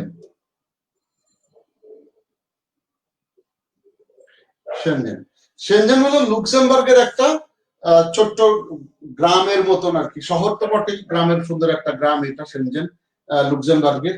এইখানে বসে তারা, সেখানে 22টা মেম্বার কান্ট্রি ছিল, এবং মেম্বার কান্ট্রির বাইরে 22টা প্লাস আরো 4টা দেশ, ইউ 22টা দেশ এবং এর বাইরের আরো 4টা দেশ, মোট 26টা দেশ। এটা এ পর্যন্ত মোট 26টা দেশের সদস্য হয়েছে। এটা কিন্তু হলো, এরা যেমন ইউরোজোন মানে শুধু ইউরো কারেন্সিটা ব্যবহার করবে এই 19টা দেশ। সেনজেন হলো ভিসা, তার মানে এই 26টা দেশ, ইউরোপিয়ান ইউনিয়নের 22টা প্লাস 4টে, এই 26টা দেশ একই ভিসার আন্ডারে চলে আসবে। তাহলে 26টা দেশের যে কোনো একটা দেশের ভিসা যদি কেউ নেয়, যে কোনো একটা দেশ থেকে ভিসা ইস্যু করলে সেই 26টা দেশেই যাওয়ার অধিকার রাখে, যদি কোনো আদারওয়াইজ যদি কোনো বার দেয়া না থাকে। এই জন্য এটা হলো ভিসার জন্য, এটা কারেন্সি, এটা হলো মুভমেন্ট ভিসার জন্য। এই জন্য এটাকে বলা হচ্ছে সেনজেন। ইউরোপিয়ান ইউনিয়নে দেখেন, ইউরোপে আমরা বলছিলাম যে 200-র উপরে ভাষায় কথা বলে। ইউরোপিয়ান ইউনিয়নে 60+ ল্যাঙ্গুয়েজে মানুষ কথা বলে। ইউরোপিয়ান ইউনিয়নের ভিতরে যে 27টা দেশ আছে সেখানের মানুষ 60টা ভাষায় কথা বলে, যার 24টা আমরা বলছিলাম যে এটা অফিসিয়াল ল্যাঙ্গুয়েজ, 24টা। আর ইউরোপিয়ান ডে আমরা বলছিলাম 9 মে তারিখে, যেহেতু 9 মে তারিখে রবার্ট শুম্যান এটা প্রথম আইডিয়াটা দিয়েছিলেন 1950 সালে, এই হিসাবে এটাকে দেওয়া হয়েছে। এটার মটো হলো United in diversity since 2000। European ইউনিয়নের যে মটো আছে, ট্যাগলাইন, বা এটাকে বাংলায় কি বলবেন একটু দেখেন, মটো, এর মটোটা হলো United in diversity since 2000।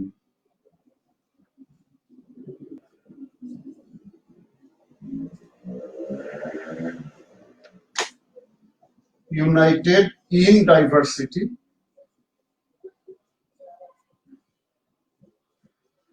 since 2000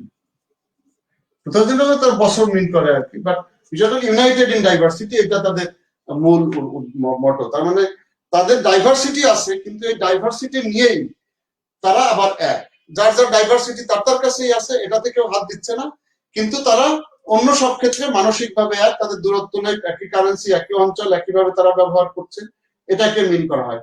2012 সালে এই হিউম্যান রাইটস এবং এই হিউম্যান রাইটস প্রমোট করা, রিকনসিলিয়েশন, ডেমোক্রেসি এবং হিউম্যান রাইটস এর প্রবক্তা হিসাবে ইউরোপিয়ান ইউনিয়নকে নোবেল দেওয়া হয় 2012 সালে। নোবেল পিস প্রাইজ, যেটা নোবেল পিস প্রাইজ দেওয়া হয় 2012 সালে, মূলত ডেমোক্রেসি এবং হিউম্যান রাইটস এর প্রবক্তা হিসাবে তাদেরকে পিস প্রাইজটা দেওয়া হয়ে থাকে। ইউকে কবে ত্যাগ করলো? 31 জানুয়ারি 2020-এ ইউকে ইউরোপিয়ান ইউনিয়ন থেকে বেরিয়ে গেল। 11 মাসের ট্রানজিট পিরিয়ড ছিল, সেটা ওই যে ডিসেম্বরের শেষ দিনে 11 মাসের ট্রানজিট পিরিয়ড শেষ হয়ে গেছে ইউরোপের সাথে। ট্রানজিট পিরিয়ড মানে ওই সময় দেন দরবার করে তারা তাদের ভিতরে যে ট্রেডের যে সমস্যাটা ছিল সেটার উপরে একটা এগ্রিমেন্টে চলে আসবে, সেই কথা ছিল। আমরা জানি যে সেটা তারা মোটামুটি 31 তারিখের আগেই 30 তারিখের দিকে তারা ঘোষণা দিয়েছে, ইউরোপিয়ান ইউনিয়ন এবং বরিস জনসন তারা একসাথে মিলে ঘোষণা দিয়েছে, তো আমরা একটা ডিলে পৌঁছাইতে পেরেছি। That was the last day. না হলে তখন নতুন করে আবার অন্যভাবে নেগোশিয়েট করতে হতো তাদেরকে ইন্ডিপেন্ডেন্টলি। ইউরোপিয়ান ইউনিয়নের মূলত 4টা অর্গানাইজেশন, অনেকগুলো আছে, মূল অর্গান হলো তাদের 4টা।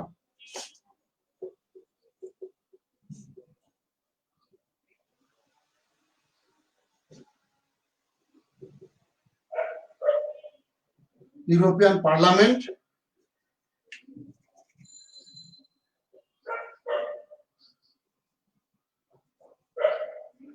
ইউরোপিয়ান কমিশন,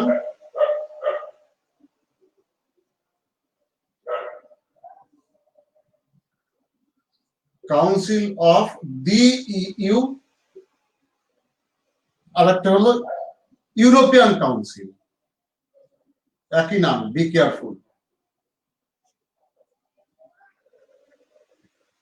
একই ধরনের নাম, এটা সাবধান। এই জন্য একটা হলো কাউন্সিল অফ দ্য ইউ আর একটা হলো ইউরোপিয়ান কাউন্সিল। এই জায়গাটা আমি আরো ক্লিয়ার করে দিব, দেখি তখন আরো বুঝতে পারবেন, অসুবিধা হবে না। ইউরোপিয়ান পার্লামেন্টের অলটুগেদার যদি আমরা বলি, এটা প্রায় একটা দেশের মতনই বিষয়। ইউরোপিয়ানদের, এদের ব্রাসেলস হলো ইউরোপিয়ান ইউনিয়নের হেডকোয়ার্টার, এটা জানেন আপনারা। ইউরোপিয়ান পার্লামেন্টের সদস্য সংখ্যা হলো 705 জন।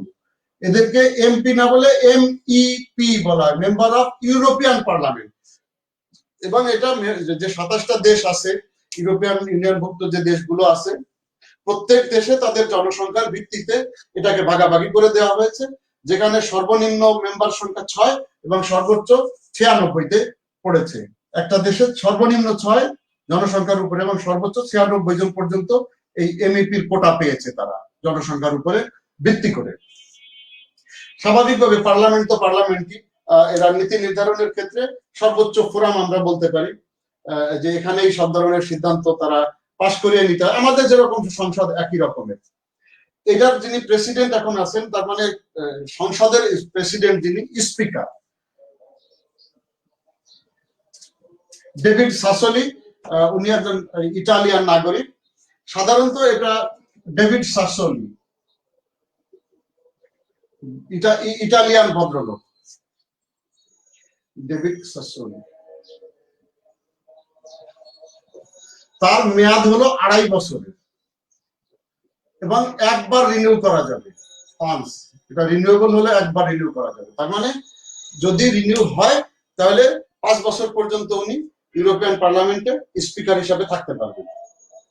এরপরে ইউরোপিয়ান কমিশনে আমরা আসি। ইউরোপিয়ান কমিশন হলো যে সমস্ত দেশ থেকে, এই যে 27টা দেশ থেকে একজন করে কমিশনার ওই দেশের সরকার পাঠাবে। তার মানে 27 জন কমিশনার এখানে থেকে, তারা তাদের কাজ হলো ইউরোপিয়ান পার্লামেন্টকে অ্যাসিস্ট করা কোন আইন প্রণয়নের ব্যাপারে। তার মানে এক ধরনের সচিবালয় আমরা বলতে পারি এটাকে, কমিশনকে আমরা বলতে পারি এক ধরনের এটা সচিবালয়। এবং তারাই কোঅর্ডিনেট করে সাধারণত দেশগুলোর সাথে। এই পার্লামেন্টে যে আইন পাশ হবে এটা গ্রাউন্ড তৈরি করা, সমস্ত অ্যাসিস্ট করা, সব দেশ থেকে ইনপুট আনা, এগুলো তারা করে থাকে। এবং যখন একটা ইউরোপিয়ান পার্লামেন্ট কোনো আইন পাশ করে ফেলে, সেই আইনটাকে প্রয়োগ করার জন্য সব মেম্বার কান্ট্রিগুলোর সাথে তারা দেন দরবার করে থাকে, বা তারা যোগাযোগ করে থাকে, বা এটা ওভারসি বা ফোর্সি যাই বলেন এগুলো তারা করে থাকে। এটার প্রেসিডেন্ট সাধারণত আপনার এই মুহূর্তে যিনি আছেন উর্সুলা, জার্মান একজন নাগরিক। উনি 5 বছর, এটা টার্ম হলো 5 বছর, এটা যিনি প্রেসিডেন্ট। ইউরোপিয়ান কমিশন 5 বছর ওনার মেয়াদ। এটা উর্সুলা জার্মানি, ফুল একটা নাম, খুব কঠিন নাম আমার মনে রাখা, ফার্স্ট নেমটাই আমার মনে আছে, সাম উর্সুলা লেয়ার আর কি, এই ধরনের নাম, LEYER, জার্মান একজন ভদ্র মহিলা।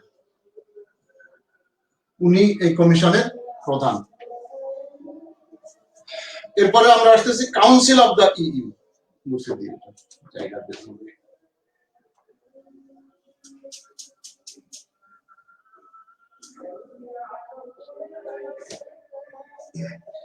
কাউন্সিল অফ দ্য ইইউ আর ইউরোপিয়ান কাউন্সিল এটা দুই আলাদা জিনিস।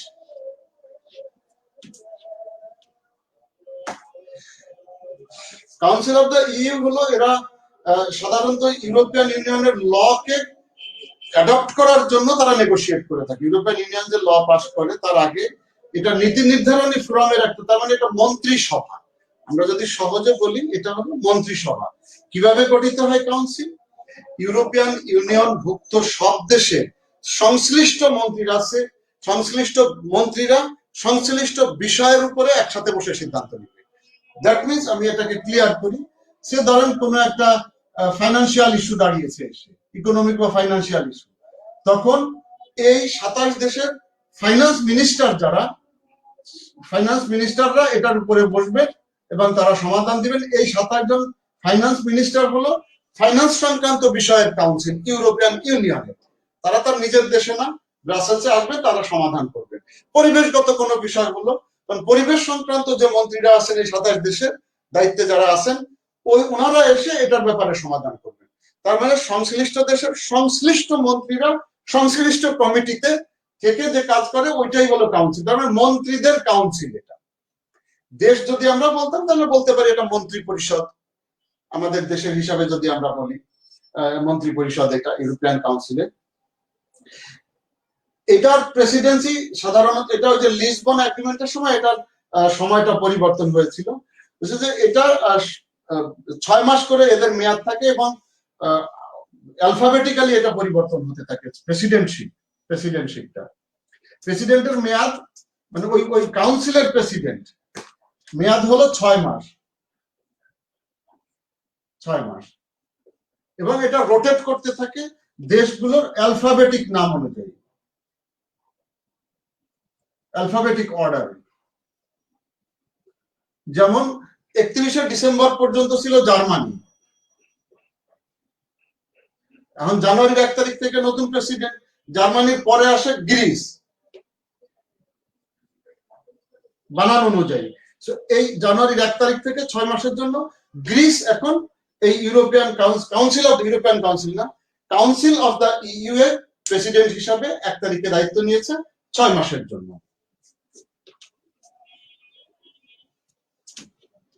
এখন আমরা সর্বশেষ অর্গান অনেকগুলো আছে, অডিট অর্গান আছে, তারপরে আপনার অম্বুডসম্যান আছে, অনেক কিছুই আছে, আমরা অত দূরে আর আপাতত যাচ্ছি না। 4 নম্বরে আমরা দেখছি ইউরোপিয়ান কাউন্সিল।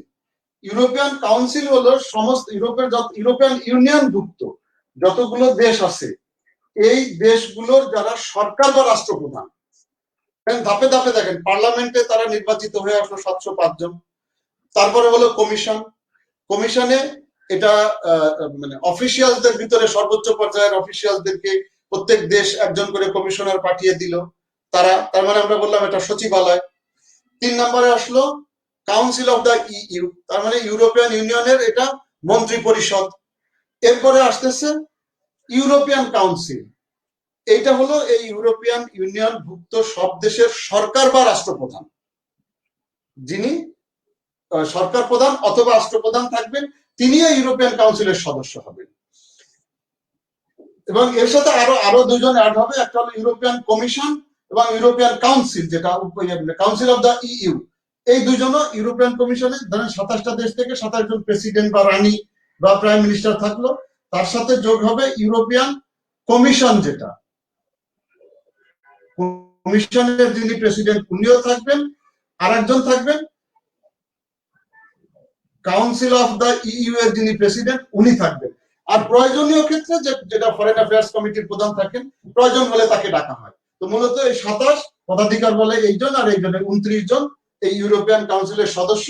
এবং নীতি নির্ধারণী ফোরামে এরাই হলো সর্বোচ্চ, যেহেতু সরকার বা রাষ্ট্রপ্রধান যে আইনই হোক না কেন, আলটিমেটলি এরাই ইউরোপিয়ান ইউনিয়নের পলিসি গাইডলাইন, মানে পলিটিক্যাল ডাইরেকশন, যদি আমরা বলি পলিটিক্যাল ডাইরেকশন এবং প্রায়োরিটি ইনারাই ঠিক করেন যে ইউরোপিয়ান ইউনিয়ন কোন দিকে যাবে, কি কাজ করবে। ওনারা যে ডাইরেক্টিভটা দিয়ে দেন সেটা বিভিন্ন ধাপে ধাপে, যে মন্ত্রী পরিষদ যেটা আমরা বললাম কাউন্সিল অফ দ্য ইইউ, তাদের মাধ্যমে পার্লামেন্ট এবং কমিশন হয়ে এটা বাস্তবায়িত হয়ে থাকে। সুতরাং ক্ষমতার দিক দিয়ে যদি বলি, সর্বোচ্চ ফোরাম হলো আমাদের কাউন্সিল, ইউরোপিয়ান কাউন্সিল। এরপরে মন্ত্রী পরিষদ যেটা আমরা সেটাকে বলছি কাউন্সিল অফ দ্য ইইউ। তারপর হলো পার্লামেন্ট এবং কমিশন। পার্লামেন্ট আইন পাস করে এবং পার্লামেন্টের সদস্যরা নির্বাচিত হয়। এই সময় ইউরোপিয়ান কাউন্সিলের যিনি প্রধান আছেন, প্রেসিডেন্ট আছেন, উনি চার্লস মাইকেল, উনি বেলজিয়ামের। এটাও 2.5 বছর পর পর চার্লস মাইকেল, বেলজিক, চার্লস মাইকেল বেলজিয়ামের নাগরিক।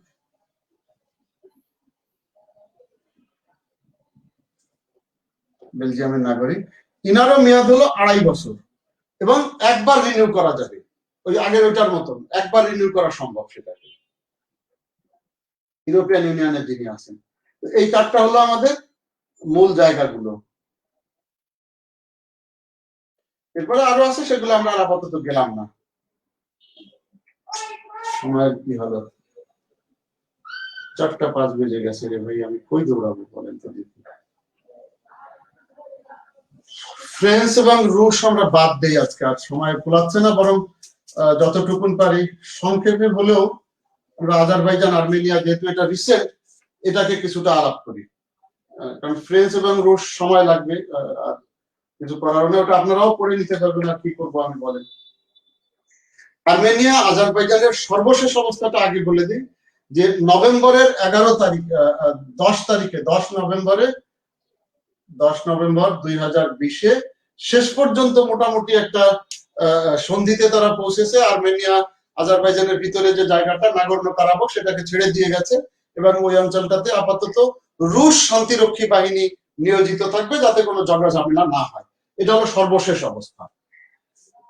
10 নভেম্বর 2020-তে পুতিনের হস্তক্ষেপে এটা সমাধান হয়েছে,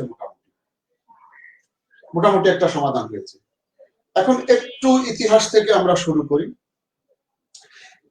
এই নাগর্নো কারাবাখই হলো আজারবাইজান এবং আর্মেনিয়ার সমস্যার মূল জায়গা।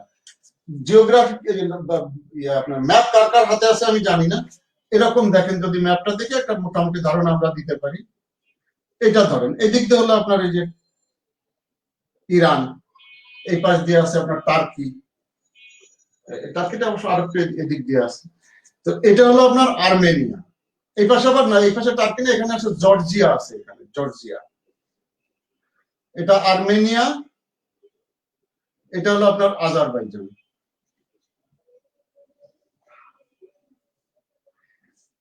যে অঞ্চলটা নিয়ে সমস্যা সেটা এইখানে, নাগর্নো এবং কারাবাখ, দুইটা স্বায়ত্তশাসিত অঞ্চল।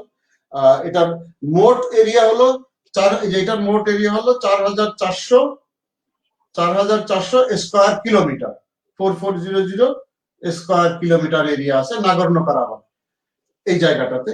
এইটা নিয়ে আর্মেনিয়ানরা বলছে যে এটা আমাদের, আজারবাইজানের লোকজন বলছে এটা আমাদের। এখন এটা কাদের? অফিসিয়ালি এটা আজারবাইজানের। কেন? আমরা গ্রাজুয়ালি একটু আসার চেষ্টা করি। এই অঞ্চলটাকে, এই যে জায়গাটা মানে আপনার নাগর্নো কারাবাখ যেটা, এই জায়গাটার মূলত অংশটার নাম ছিল আর্কটিস। এই জায়গাটার নাম ছিল পুরো আর্টসাক, ARTSAK, আর্টসাক অঞ্চল, আর্টসাক অঞ্চল। অরিজিনাল নেম ছিল এবং আর্মেনিয়ার অংশ হিসাবেই এটাকে নামটা দেয়া হয়েছিল। এইখানকার জনবসতি বেশিরভাগই খ্রিস্টান এবং আর্মেনিয়ান। আজারবাইজানের জনবসতির বেশির অংশ 95% বোধহয় বা 6% মুসলমান, এবং তারা এই টার্কিশ গোষ্ঠীভুক্ত। এই আজারবাইজান এবং টার্কি এদের জাতিগতভাবে এরা এক মোটামুটি। এটা তারা বলেও যে আমরা দুই দেশ এক রক্ত, দুই দেশ এক জাতি। তারা নিজেরাও টার্কিশরাও বলে।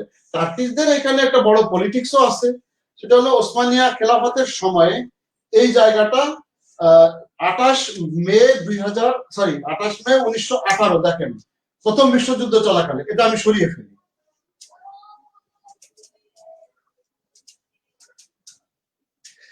এই অঞ্চলটাকে যাতে জারের শাসন, ওই সময় তো জারের শাসন ছিল 1915 এই সালগুলোতে।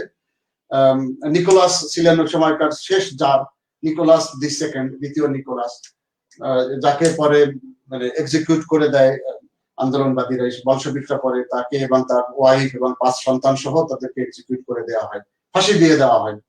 আচ্ছা, ওইটা ফ্রেঞ্চ রাশিয়ান রেভলিউশন বা রুশ রেভলিউশন পড়লে তখন আমরা আলাপ করতে পারতাম, বাট সময়ের কারণে আমাকে এদিকেই আসতে হচ্ছে। এনিওয়ে, 28 মে 1918 এই অঞ্চলটাকে, আজারবাইজানকে জারদের শাসনের হাত থেকে ওসমানিয়া খেলাফত, অটোমান এম্পায়ার, টার্কিশরা, তারা জারদের হাত থেকে আজারবাইজানকে মুক্ত করে। তার মানে শক্তি দিয়েছে ওসমানিয়া খেলাফত, লড়েছে আজারবাইজানের লোকজন, স্বাধীন হয়েছে জারদের শাসন থেকে। এটার একটা কারণ হলো রাজনীতি ছিল যে টার্কিশরা বা ওসমানিয়া খেলাফত তারা মনে করছিল যাতে করে জারের শাসনটা আমাদের দেশে পর্যন্ত আসতে না পারে ঢেউটা, সুতরাং আগেই তাকে বাধাগ্রস্ত করে দাও। এই রাজনীতির কারণেই আজারবাইজানকে স্বাধীন করে দেয়, এবং সেই সময় তাদের সাথে একটা মিলিটারি চুক্তি হয়ে থাকে যে আমরা একজন আরেকজনকে সব ধরনের, যখনই পড়বে আমরা সব ধরনের সামরিক সহায়তা একজন আরেকজনকে দিতে থাকবো। এটা এখনো তারা এটাকে মেনে চলে। এবং ওই সময় আর্মেনিয়া ওসমানিয়া খেলাফতের আন্দোলনে, যে আজারবাইজান যেহেতু স্বাধীন হয়েছে, আর্মেনিয়ারাও এদের বিরুদ্ধে যুদ্ধ করেছে। আর্মেনীয়দেরকে রাশিয়ানরা তখন সাপোর্ট করার ফলে এই ওসমানিয়া খেলাফত থেকে আর্মেনীয়রা আলাদা হয়ে গেছে, বা এদের ভিতরে ঢুকতে আর পারে নাই, বা রাশিয়া তাদেরকে আলাদা করে দিয়েছে। কিন্তু এখানেও অন্য পলিটিক্স ছিল, এনিওয়ে আমরা দেখবো সেটা। এইখানে এসে ওই 1918-তে অনেকগুলো ঘটনা হয়েছে। যখন আজারবাইজানকে স্বাধীন করে দেওয়া হলো 1918-তে, এই একই সময়ে তখন মোটামুটি তখন তো প্রথম বিশ্বযুদ্ধ চলতেছে, সেই সময়টাতে ব্রিটিশরা এর একটা অংশকে, কারাবাখ যেটা, এই অঞ্চলটাকে ব্রিটিশরা অকুপাই করে নিল, ব্রিটিশ সোলজাররা। এটা ডিসেম্বর 1918 এই মাসে কারাবাখ অঞ্চলটা তারা অকুপাই করলো বা কলোনি বানাইলো, যাই বলেন, দখল করে নিল। নিয়ে সাথে সাথে ব্রিটিশদের যে বুদ্ধি ছিল, রাশিয়ানরাও এটা করতো, ব্রিটিশরা ওই ডিভাইড অ্যান্ড রুল, যেটা কারাবাখে গিয়েই বাস ওখানে জাতিগত সমস্যা তারা তৈরি করে দিল, যে তোমরা আর্মেনীয়, তোমরা হইলে বা আজারি, তো গন্ডগোলটা তাদের ভিতরে এখানেই তারা প্রথম লাগিয়ে দিল। তাদের উদ্দেশ্য ছিল তারা ওখানে থাকবে, বাট এনিওয়ে এখানে আর তাদের থাকা হয় নাই। ইনফ্যাক্ট 1920 সালে বলশেভিকরা এই আজারবাইজান দখল করে নেয়, 1920 সালে। তখনও ইউএসএসআর গঠন হয় নাই। 1920 লেনিনের নেতৃত্বে তখন বলশেভিকরা, এটা আপনার রুশ বিপ্লবের পরে এই দেশটা তারা প্রথম দখল করে 1920 সালে, এবং 1921 সালে এসে আর্মেনিয়া দখল করে নেয়। এর ভিতরে যে ঘটনা ঘটেছে, যে আর্মেনীয় এবং আজারবাইজানের লোকজন তখন এই যে অংশটা নাগর্নো কারাবাখ, এটা নিয়ে তারা গন্ডগোল ঝগড়া করেছে। সেই সময় লেনিন বেঁচেই ছিলেন। লেনিন মারা যান 1924 সালে। তো 1921 সালের জুলাই মাসে তখন ওই দুমা, ওদের যে কাউন্সিলে একটা সিদ্ধান্ত হয় যে আজারবাইজানের কি বলে নাগর্নো কারাবাখ, যেহেতু এটা খ্রিস্টান অধ্যুষিত এবং যেহেতু এখানে আর্মেনীয় লোকজন বেশি আছে, সুতরাং এই অঞ্চলটাকে আর্মেনিয়ানদেরকে দিয়ে দেওয়া হবে। এটা সিদ্ধান্ত যেদিন হয়েছে তার পরের দিনই এটা ইমপ্লিমেন্ট করার আগে এটা ছিল আপনার স্টালিন তখন পার্টির জেনারেল সেক্রেটারি ছিলেন। রাশিয়ান যে কমিউনিস্ট পার্টি ছিল তার প্রেসিডেন্ট ছিলেন লেনিন এবং সেক্রেটারি জেনারেল ছিলেন স্টালিন, এবং এগুলো সিদ্ধান্ত মূলত স্টালিনই নিতেন। এই পলিটিক্যাল ডিসিশন গুলো বেশিরভাগ অংশ স্টালিন নিতেন। 6 জুলাই তারিখে তাদের যে সোভিয়েত তারা নিজেরা বলতো, সেই 6 জুলাই 1921 সিদ্ধান্ত হলো যে এটা দিয়ে দেওয়া হবে আর্মেনিয়াকে। কিন্তু উনি এটাকে বললেন যে না, এটা যদি হয় তাহলে একটা সমস্যা হবে, বেটার আমরা ব্রিটিশ পদ্ধতি এখানে ফলো করি, যে ডিভাইড অ্যান্ড রুলটাকে জিয়ে রাখি যাতে করে এরা সবাই আমাদের পরতলগত থাকতে পারে। উনি 7 তারিখে সোজা ডিক্লার করে দিলেন একটা সারমনের মাধ্যমে যে আর্মেনিয়ার অংশ হবে না, এই নাগর্নো কারাবাখ এটা আজারবাইজানের অংশ হবে। এবং এই কারণেই আন্তর্জাতিকভাবে, এবং ওটা উনি লিখিতই দিয়ে দিয়েছেন তখন, এই আজারবাইজান আর্মেনিয়া সবই তো তাদের দখলে, বলশেভিকদের দখলে। এই কারণে এটা আন্তর্জাতিকভাবে স্বীকৃত হয়ে আছে যে এই অংশটা আজারবাইজানের অংশ। কিন্তু এর ভিতরে মাঝে মাঝে, যেমন আপনার 1988 সালে, এবং এই নাগর্নো কারাবাখ অঞ্চলটাকে স্বায়ত্তশাসন দিয়ে দেওয়া হয়, বলা হলো যে এটা আজারবাইজানেরই অংশ, ইউএসএসআর এর আজারবাইজান অংশের স্বায়ত্তশাসিত অঞ্চল এই নাগর্নো কারাবাখ। এটা স্টালিনের ডিসিশন ছিল এবং এবার দিয়ে দেওয়া হয় সেভাবেই।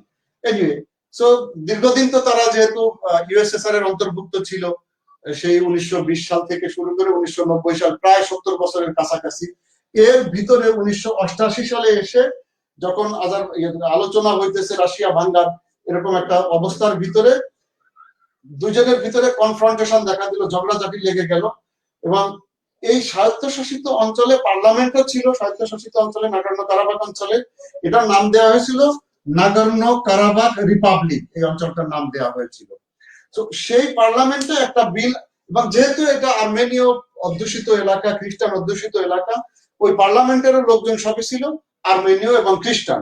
তো তারা তখন প্রথমে এখানে স্বাধীনতার জন্য একটা বিল উত্থাপন করে 1988 সালে, এবং খুব সম্ভব স্বাভাবিকভাবেই এটা খুব ক্লিয়ার হয়ে যায়, 110/17 ভোটে এই বিলটা পাশ হয়ে যায়। 110/17 এর পক্ষে পাশ হয়ে যায় যে আজারবাইজান, সরি, নাগর্নো কারাবাখ এটা একটা স্বাধীন দেশ হয়ে যাবে। কিন্তু এটা রাশিয়াও মেনে নেয় নাই, অন্যরাও কেউ মেনে নেয় নাই, কারণ এটা তো অলরেডি, এবং এই পার্লামেন্টে আজারবাইজানের কোনো প্রতিনিধিত্ব ছিল না। সব মিলে, এবং তখন একটা অ্যানোমালি সৃষ্টি হয়েছে, ঝামেলা সৃষ্টি হয়েছে। রাশিয়ার অবস্থা তো এমনি তখন খুবই খারাপ অবস্থা গর্বাচেভের সময়।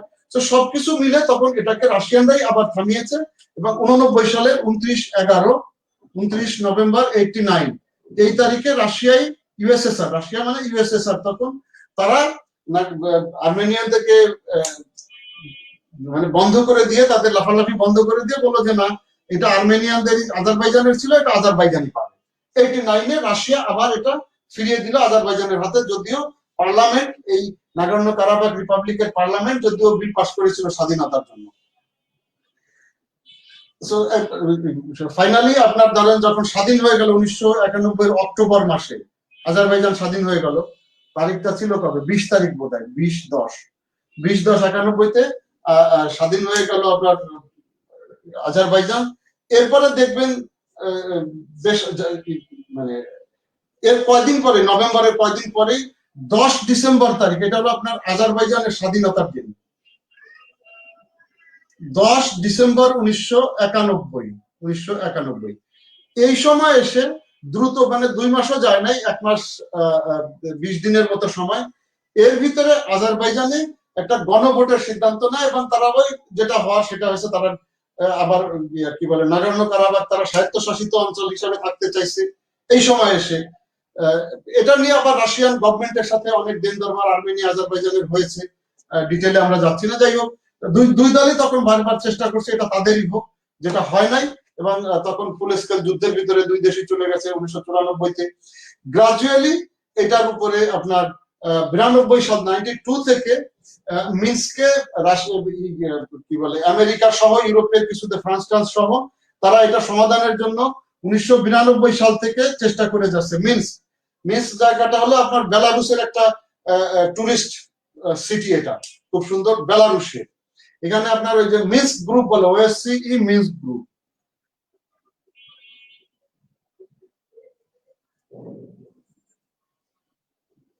এটা 12টা সদস্য দেশ আছে। এটার আর ডিটেলে গেলাম না, আপনারা সার্চ দিলেই পেয়ে যাবেন, সময়ের অভাবের দিকে গেলাম না আর কি। এটাতে রাশিয়া এবং ইউএসএ এই মিনস্ক গ্রুপের সম্মিলিত চেয়ারম্যান, এবং তাদের উদ্দেশ্য হলো যাতে করে নাগোর্নো কারাবাখের বিষয়ে আজারবাইজান আর্মেনিয়াকে সমাধান দিতে পারে এবং ঝামেলা এই যুদ্ধ বিগ্রহ যাতে এড়িয়ে চলা সম্ভব হয়। তো যাই হোক, সেটা তো আজ পর্যন্ত টোটালি ওরকম হয় নাই, এটার ভিতরে অনেক আরো রাজনীতি রয়ে গেছে। ফাইনালি এসে আমরা বলছিলাম যে 10 নভেম্বর এই 2020-এ এসে পুতিনের হস্তক্ষেপের কারণে আর্মেনীয়রা আলটিমেটলি আজারবাইজানের কাছে নাগোর্নো কারাবাখকে ছেড়ে দিয়ে চলে গেছে। কারণ এটা রাশিয়াই তাদেরকে, আমরা যদি বলি, দলিল করে দিয়ে গেছে। সেই হিসাবে আমরা বলতে পারি, ওই যে দেখেন 1921 সালে যখন স্টালিন দিয়ে গেছেন, তো সেই হিসাবে রাশিয়ানরাও এটা মেনে না, আন্তর্জাতিকভাবে এটা স্বীকৃত এবং অফিসিয়ালি এটাকে আজারবাইজানের অংশ হিসাবেই দেখা হয়ে থাকে। সরি, 4:20 বেজে গেছে এখন, কি করব আমি আর, আরো অনেক কিছু, এটা রাশিয়া, এখানে অনেক কিছু দেখার সুযোগ ছিল, যে টার্কিশদের কেন এত আগ্রহ, বা ইরান। এখানে দেখেন খুব মজার ব্যাপার হলো যে ইরান কিন্তু এখানে আজারবাইজানকে ইসরায়েল সাপোর্ট করে, রিকগনিশনও দিয়েছে।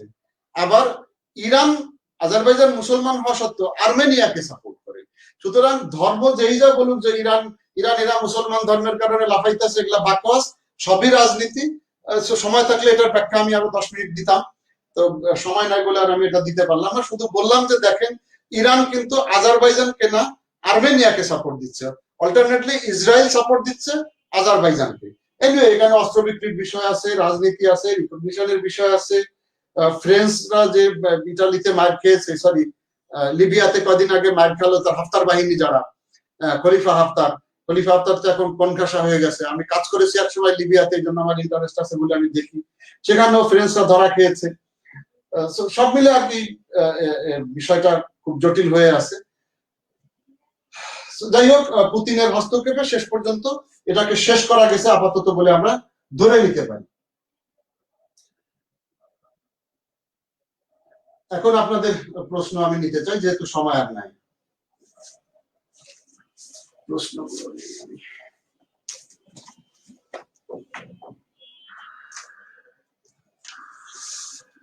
সালাম, নমস্কার, আলাইকুম সালাম, সবাইকে নমস্কার যারা নমস্কার দিয়েছেন।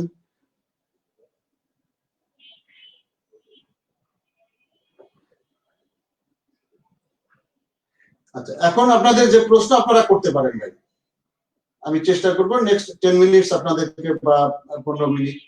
আমি নামাজও পড়ি নাই, 4:20 বেজে গেছে, আসলে নামাজও পড়বো আমি আপনাদের প্রশ্নের উত্তরগুলো দিয়ে গিয়ে।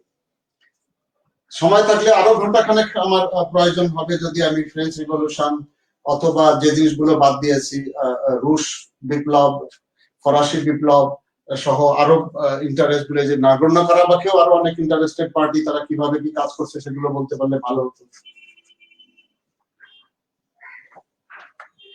থ্রি টাইগার্স কেন বলে? টাইগার্স শব্দটা যে কোনো ক্ষেত্রে, আমি জানি না থ্রি টাইগার্স কোনটাকে আপনি বলছেন। আমি যখন এশিয়া আলাপ করেছিলাম, থ্রি টাইগার্স আমি জানি না, বাট টাইগার শব্দটা সাধারণত ইকোনমির সাথে জড়িত হয়ে থাকে। থ্রি টাইগার দেখেন লিখে দিয়েছিলাম আমি, দেখেন থ্রি টাইগার, সেল্টিক টাইগার্স, যে লিথুয়ানিয়া, লাটভিয়া, ওই অঞ্চলের যে 3টা দেশ, তাদের জন্য এটা বলা হয়েছিল। আলিজাজিরা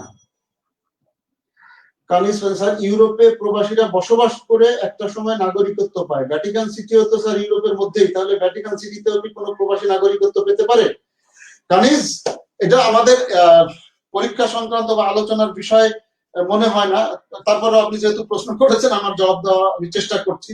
ভ্যাটিকানটা এটা আসলে ওই ট্রাডিশনাল ক্ষেত্রে যদি দেশ বলেন, হ্যাঁ ডেফিনেশনে এটা অবশ্যই দেশ, একটা অঞ্চল আছে, পোপের শাসন আছে, সবকিছু আছে, কিন্তু ওটা এক্সক্লুসিভলি ওই সেন্ট পিটার্সের কারণেই ওটা রাখা আছে, মানে খ্রিস্ট জগতের মক্কা এটা। তো তারা এই জন্য এটা কোন দেশ দিবে না দিবে, ইউরোপিয়ান ইউনিয়নের একক সিদ্ধান্ত সেখানে নাই। এবং ভ্যাটিকান দেখবেন যে ইউরোপিয়ান ইউনিয়নের সে এই ধরনের সদস্য সে না। ভ্যাটিকানে ঢুকতে হলে ইভেন যদি ইটালির লোকজনও ঢুকতে চায়, রোমের ভিতরেই সিটিটা, তাদেরও ভিসা নিয়ে ঢুকতে হবে।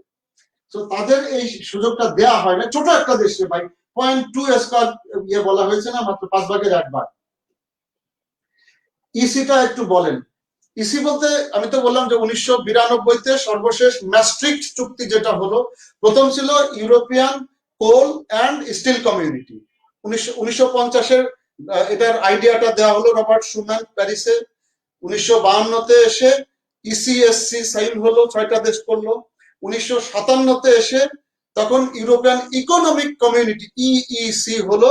দেন সর্বশেষ এসে 1993 সালে ম্যাস্ট্রিক্টে এই যে 12টা দেশ এক জায়গা হয়ে ওই একটা করে কমিয়ে দিয়ে ইউরোপিয়ান কমিউনিটি করলো। তার মানে প্রথম ছিল European coal and still Community, সেখান থেকে আপনার এই কোল আর স্টিল বাদ দিয়ে টোটাল ইকোনমির ভিতরে চলে আসা হলো, এটা হলো 52-তে। ইউরোপিয়ান ইকোনমিক কমিউনিটি এটা হলো 57-তে। রোম ট্রিটি, এটা হলো রোম ট্রিটির মাধ্যমে, আপনাদের মনে থাকবে। এরপরে এখান থেকে রোম ট্রিটিতে 6টা দেশ ছিল, যে ক্যাপিটাল হিল আমরা যেটা বলেছি। এখান থেকে এসে আপনার আসলো 1993 সালে ম্যাস্ট্রিক্টে ইউরোপিয়ান কমিউনিটি তখন হয়ে গেল। দেখেন, প্রথমে ছিল কোল আর স্টিল, এরপরে তাদের যেহেতু সম্পর্ক ভালো যাচ্ছে, সবকিছু ভালো হচ্ছে, সেখান থেকে শুধু কোল আর স্টিল না থেকে যে কোনো ইকোনমিক বিষয়ের ভিতরে তারা ঢুকে গেল। এটা যেহেতু আরো ভালো করছিল, তখন তারা একদম বললো যে শুধু ইকোনমিক না, আমরা সব ক্ষেত্রে এক হয়ে যাব। আমরা ইকোনমি বলেন, পলিটিক্স বলেন, ভিতরে আমরা যা যা আছি তারটা থাকবো, কিন্তু অ্যাজ এ কমিউনিটি আমরা এক হয়ে যাব, এখানে কোনো সেকশন করা হবে না। দেন ইউরোপিয়ান কমিউনিটি এটা তৈরি হলো 1993 সালে। এইটাকেই বলা হচ্ছে ইউরোপিয়ান ইউনিয়ন। এটাই ম্যাস্ট্রিক্ট ট্রিটিতে আসছিল, ম্যাস্ট্রিক্ট ট্রিটি।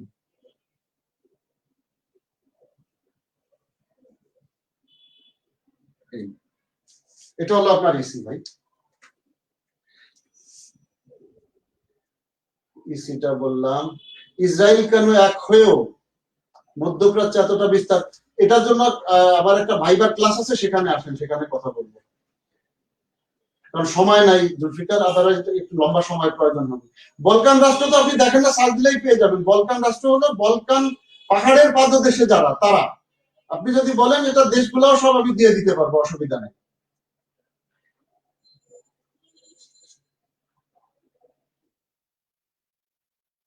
বলকানের ভিতরে বুলগেরিয়া থেকে সাইবেরিয়া, বুলগেরিয়া থেকে দেখেন যে সাইবেরিয়া পর্যন্ত বোধহয় 5-6টা দেশ হবে, এরা আছে বলকানের মধ্যে। বলকান গেল।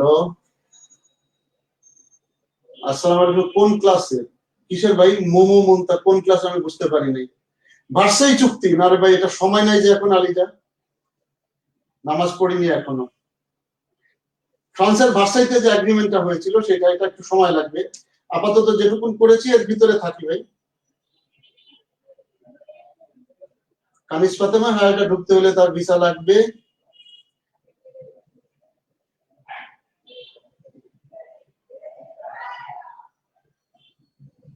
সিআইএস, সোনাউল্লাহ, মোহাম্মদ সোনাউল্লাহ। সিআইএস কি? সিআইএস হলো কমনওয়েলথ অফ ইন্ডিপেন্ডেন্ট স্টেটস। তার মানে 1991 সালে যখন রাশিয়া ভেঙে গেল, ভাঙার পরে ওই ভাঙ্গা রাষ্ট্রগুলো একসাথে মিলে একটা কমনওয়েলথ করলো। যেমন আমরা ব্রিটিশের আওতায় যারা ছিলাম, তারা এক সময় যখন স্বাধীন হয়ে গেছে, তারা ব্রিটেনের ধারণাতেই একসময় আমরা কমনওয়েলথ অফ ইন্ডিপেন্ডেন্ট কমনওয়েলথ গঠন করেছি।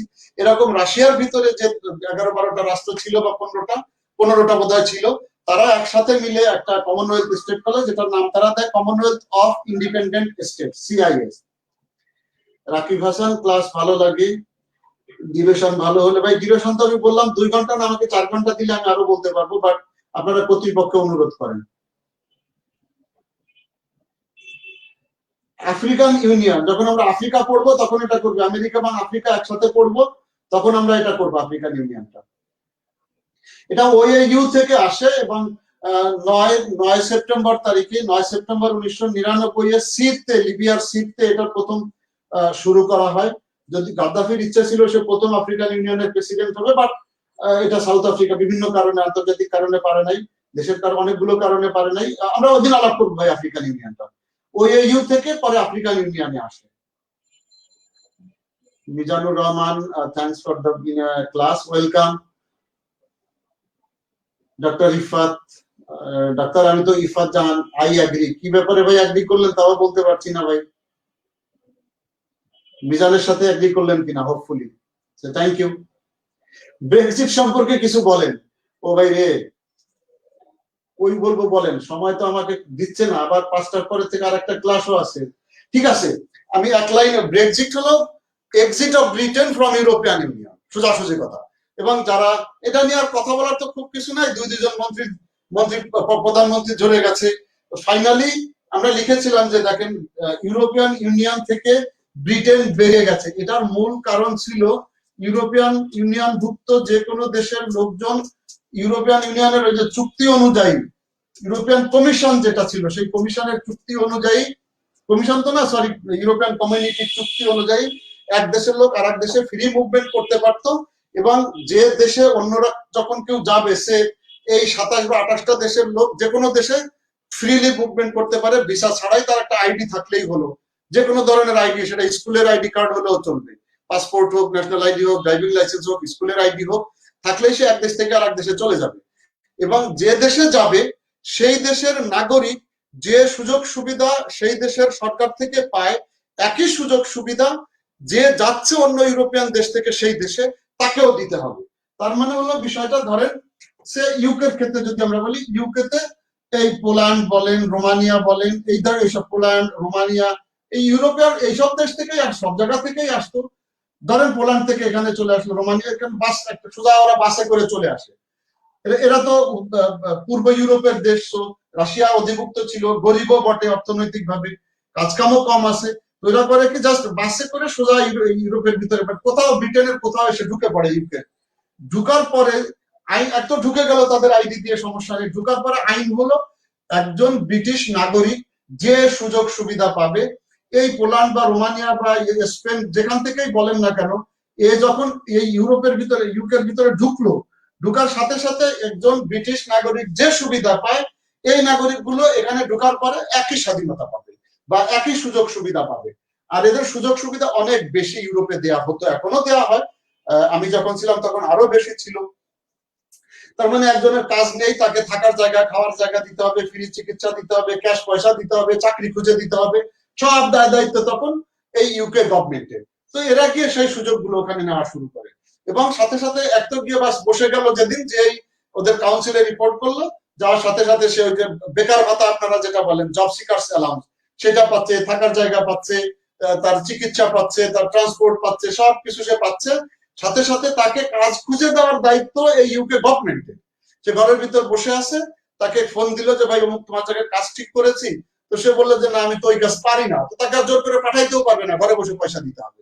এরপরে 2-3টা কাজের পরে একটা কাজে সে হয়তো গেল, গিয়ে কাজটা 2-3-4 দিন, এক সপ্তাহ করে এসে বললো যে আমার এই কাজ আমার শরীরে কোলাচ্ছে না, আমার শরীর নষ্ট হয়ে যাচ্ছে, অথবা আমি মেন্টালি এটা কাজটাকে নিতে পারছি না, তো তাকে আর জোর করা হবে না, আবার সে ঘরের ভিতর বসে যাবে, ঘরে বসে বসে তাকে ব্রিটিশ সরকার খাওয়াবে। তো এরকম খাওয়াইতে খাওয়াইতে এরকম প্রায় হিউজ 3 মিলিয়ন এই ধরনের লোক ব্রিটেনে বসে খাচ্ছিল। এবং এই পয়সাগুলো যাচ্ছে সব ব্রিটিশ গভর্নমেন্টের পকেট থেকে। এই জন্য ব্রিটিশ গভর্নমেন্ট বলতে ব্রিটিশ নাগরিক। এই জন্যই আরো দু একটা কারণ আছে, কিন্তু এটাই হলো মূল কারণ, যে ভাই আমি আমার পয়সা দিয়ে এই 30 লাখ লোককে খাওয়াবো, পড়াবো, তার সব ধরনের দায় দায়িত্ব নিব, বসে বসে খাবে ওরা, এটা হইতে পারে না। কারণ অরিজিনাল ব্রিটিশ যারা, তারা সাধারণত বসে বসে খায় না, তারা কাজ করে খায়। এবং এই সোশ্যাল সিকিউরিটির যে পয়সাটা আমরা বলি, কাউন্সিলের এই যে জব সিকার্স অ্যালাউন্স যেগুলো বলা হয়, এগুলো তারা নিতে লজ্জাবোধ করে ব্রিটিশরা, অরিজিনাল যারা ব্রিটিশ আছে। বাট বাইরে থেকে তারা যায়, বাইরের অন্য দেশ থেকে যারা যায়, তারা এটা খাওয়ার জন্যই যায়। So this is the fact. এই কারণেই ব্রিটেনের থেকে তারা, ব্রিটেন বললো যে আমরা থাকবো না ইউরোপিয়ান ইউনিয়নে, না থাকলে তারা আমার এই পয়সাটা দেওয়া লাগবে না, এই জন্যই তারা বের হয়ে আসে, যেটাকে ব্রেক্সিট বলা হয়েছে। সেখানে আরো টিটবিটস আছে, বাট এটা হলো বড় কথা। So খাদিজা সাদিয়া, বললাম আপনার ব্রেক্সিট মোটামুটি। Faridul Islam, sir I want to request the authority through you to increase the, ভাই আমার মাধ্যমে বলেন না, আমার সাথে অনেক আলাপ হয়, এই যে ওখানে যারাই আছে তাদের সাথে আপনার সবসময় আমার আলাপ হয় এটা নিয়ে, সময়ের ব্যাপারে। আপনারা এটা আলাপ করেন। কত টাইম হলো ক্লাস হয়? ভাই 1.5 ঘন্টার উপরে হয়ে গেছে বোধ হয়। সোহান নামাজের জন্য থ্যাংক ইউ ভাই, যাবো। ইউরোপের ধর্ম নিয়ে যুদ্ধের কারণ কি? আলিজা, সময় যে নাই ভাই। আচ্ছা ঠিক আছে, আমি এটা শেষ প্রশ্ন, আর দয়া করে আর প্রশ্ন দিয়েন না। এটার কারণ হলো সেকশন। মূলত যে বড় যুদ্ধগুলো হয়েছে, যেমন আপনার 1800 শতাব্দীতে বা তার আগে 1700 শতাব্দীতে যখন বড় বড় যুদ্ধগুলো হয়েছে, 30 বছরের যুদ্ধটা যদি ধরেন, তারপরে 100 দিনের যুদ্ধ, সব এই যে বড় বড় যুদ্ধগুলো মারাত্মক আকার ইউরোপে হয়েছে, ধর্ম নিয়ে মূল কারণ ছিল ধর্মের ভিতরে বিভাজন। এই যে আমাদের ভিতরে যেমন শিয়া সুন্নি আমরা বলি, এই ধরনের বিষয় ওদের ভিতরেও আছে ভাই। এই যে মূল দুইটা দল হলো ক্যাথলিক এবং প্রোটেস্ট্যান্ট। ক্যাথলিক যারা গির্জার অনুশাসন মেনে চলে, মানে গির্জার থেকে যা বলে দেওয়া হবে ওরা এটাই মেনে নিবে। গির্জার যারা পোপ পাদ্রী যারা আছেন, ফাদার, তারা যে ভার্ডিক্ট দিবেন, ডিসিশন দিবেন, ওটাই তাদের জন্য প্রযোজ্য, ওটাই তাদের জন্য আইন। যে ঠিক আছে, তুমি এখন থেকে শার্ট পরতে পারবে না, তোমাকে লম্বা জুব্বা পাঞ্জাবি পাঞ্জাবি করে চলতে হবে। তো এটা গির্জার ডিসিশন, তো এটা মেনে নিল, সে হলো ক্যাথলিক। আর প্রোটেস্ট্যান্টরা হলো যে যারা এটাকে প্রোটেস্ট করেছে যে না, আমরা বাইবেল মানবো, কিন্তু গির্জার থেকে যে সিদ্ধান্ত আসবে, গির্জার এই যে পুরোহিত যে সিদ্ধান্ত দিবেন, এটা আমরা মেনে নেব না। তো এটা তো যেমন জ্যাক রুশো, এটার ব্যাপারে ফরাসি বিপ্লবের যে বড় কারণ ছিল, সেটা এই গির্জার একটা বড় কারণ সেখানে ছিল, আমরা আলাপ করলে বুঝতে পারতেন। জ্যাক রুশো এগুলার বিরুদ্ধে বলেছেন, গণতন্ত্র সেখানে এটার বিরুদ্ধে বলা হয়েছে যে এই, এবং এই ফরাসি বিপ্লবের কারণেই 16 লুইকে যখন গিলোটিনে দেওয়া হলো, যে ফরাসি বিপ্লবের কারণে এই চার্চ সিস্টেমটাকেও মডিফাই করা হয়েছে। তারাই রাজার পক্ষে বেশিরভাগ সিদ্ধান্ত দিত। রুশো এসে বললেন, রুশোর থিওরিটাই তো ফ্রান্সদের মূল মন্ত্র ছিল তখন। ইভেন তার আগে রবার্ট স্পিয়ারে, ম্যাক্সিমিলিয়ান যারা ছিলেন জ্যাকোবিয়ান, তারাও যুদ্ধের পথে চলে গিয়েছেন। এনিওয়ে, সো এটা হলো কাহিনী। যুদ্ধের এই সেকশনের ভিতরে যুদ্ধ হতো, যে আমি প্রোটেস্ট্যান্ট, আমি ঠিক, তুমি ক্যাথলিক, তুমি ভুল, এ ঠিক ও ভুল, এই নিয়েই মারামারি হতো ভাই।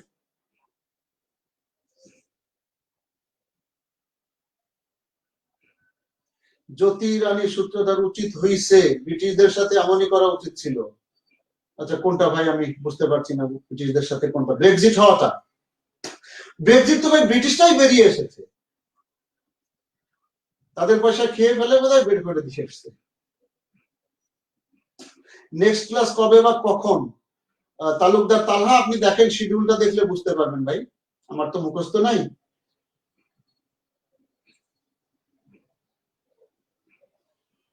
আলিজা, এই ধর্ম নিয়ে আমি আলাপ করতে চাই না ভাই। আপনি যদি পছন্দ করেন, এই যে যেটা জিজ্ঞেস করেছেন, নবীকে অপমান কি রাজনৈতিক উদ্দেশ্য আছে? এর ভিতরে রাজনৈতিক উদ্দেশ্য ফ্রান্সেরও থাকতে পারে বলে আমরা মনে করি। আমরা তো তার কাছে শুনে আসি না, আমরা অনুমান করতে পারি যে ডেফিনেটলি এর ভিতরে পলিটিক্যাল ইলেকশন সামনে, তার অবস্থা কতটা ভালো, সাধারণ মানুষ থাকতেই পারে সেখানে, এটা আলাপ করা যেতে পারে পরে। এই ফোরামে আমি ধর্ম নিয়ে আলাপ করতে চাই না ভাই। তো সবাইকে ধন্যবাদ, সবাই ভালো থাকেন। ইনশাল্লাহ নেক্সট ক্লাসে আবার আশা করি দেখা হবে। সবাই ভালো থাকবেন, আমার জন্য দোয়া করবেন। আল্লাহ হাফেজ।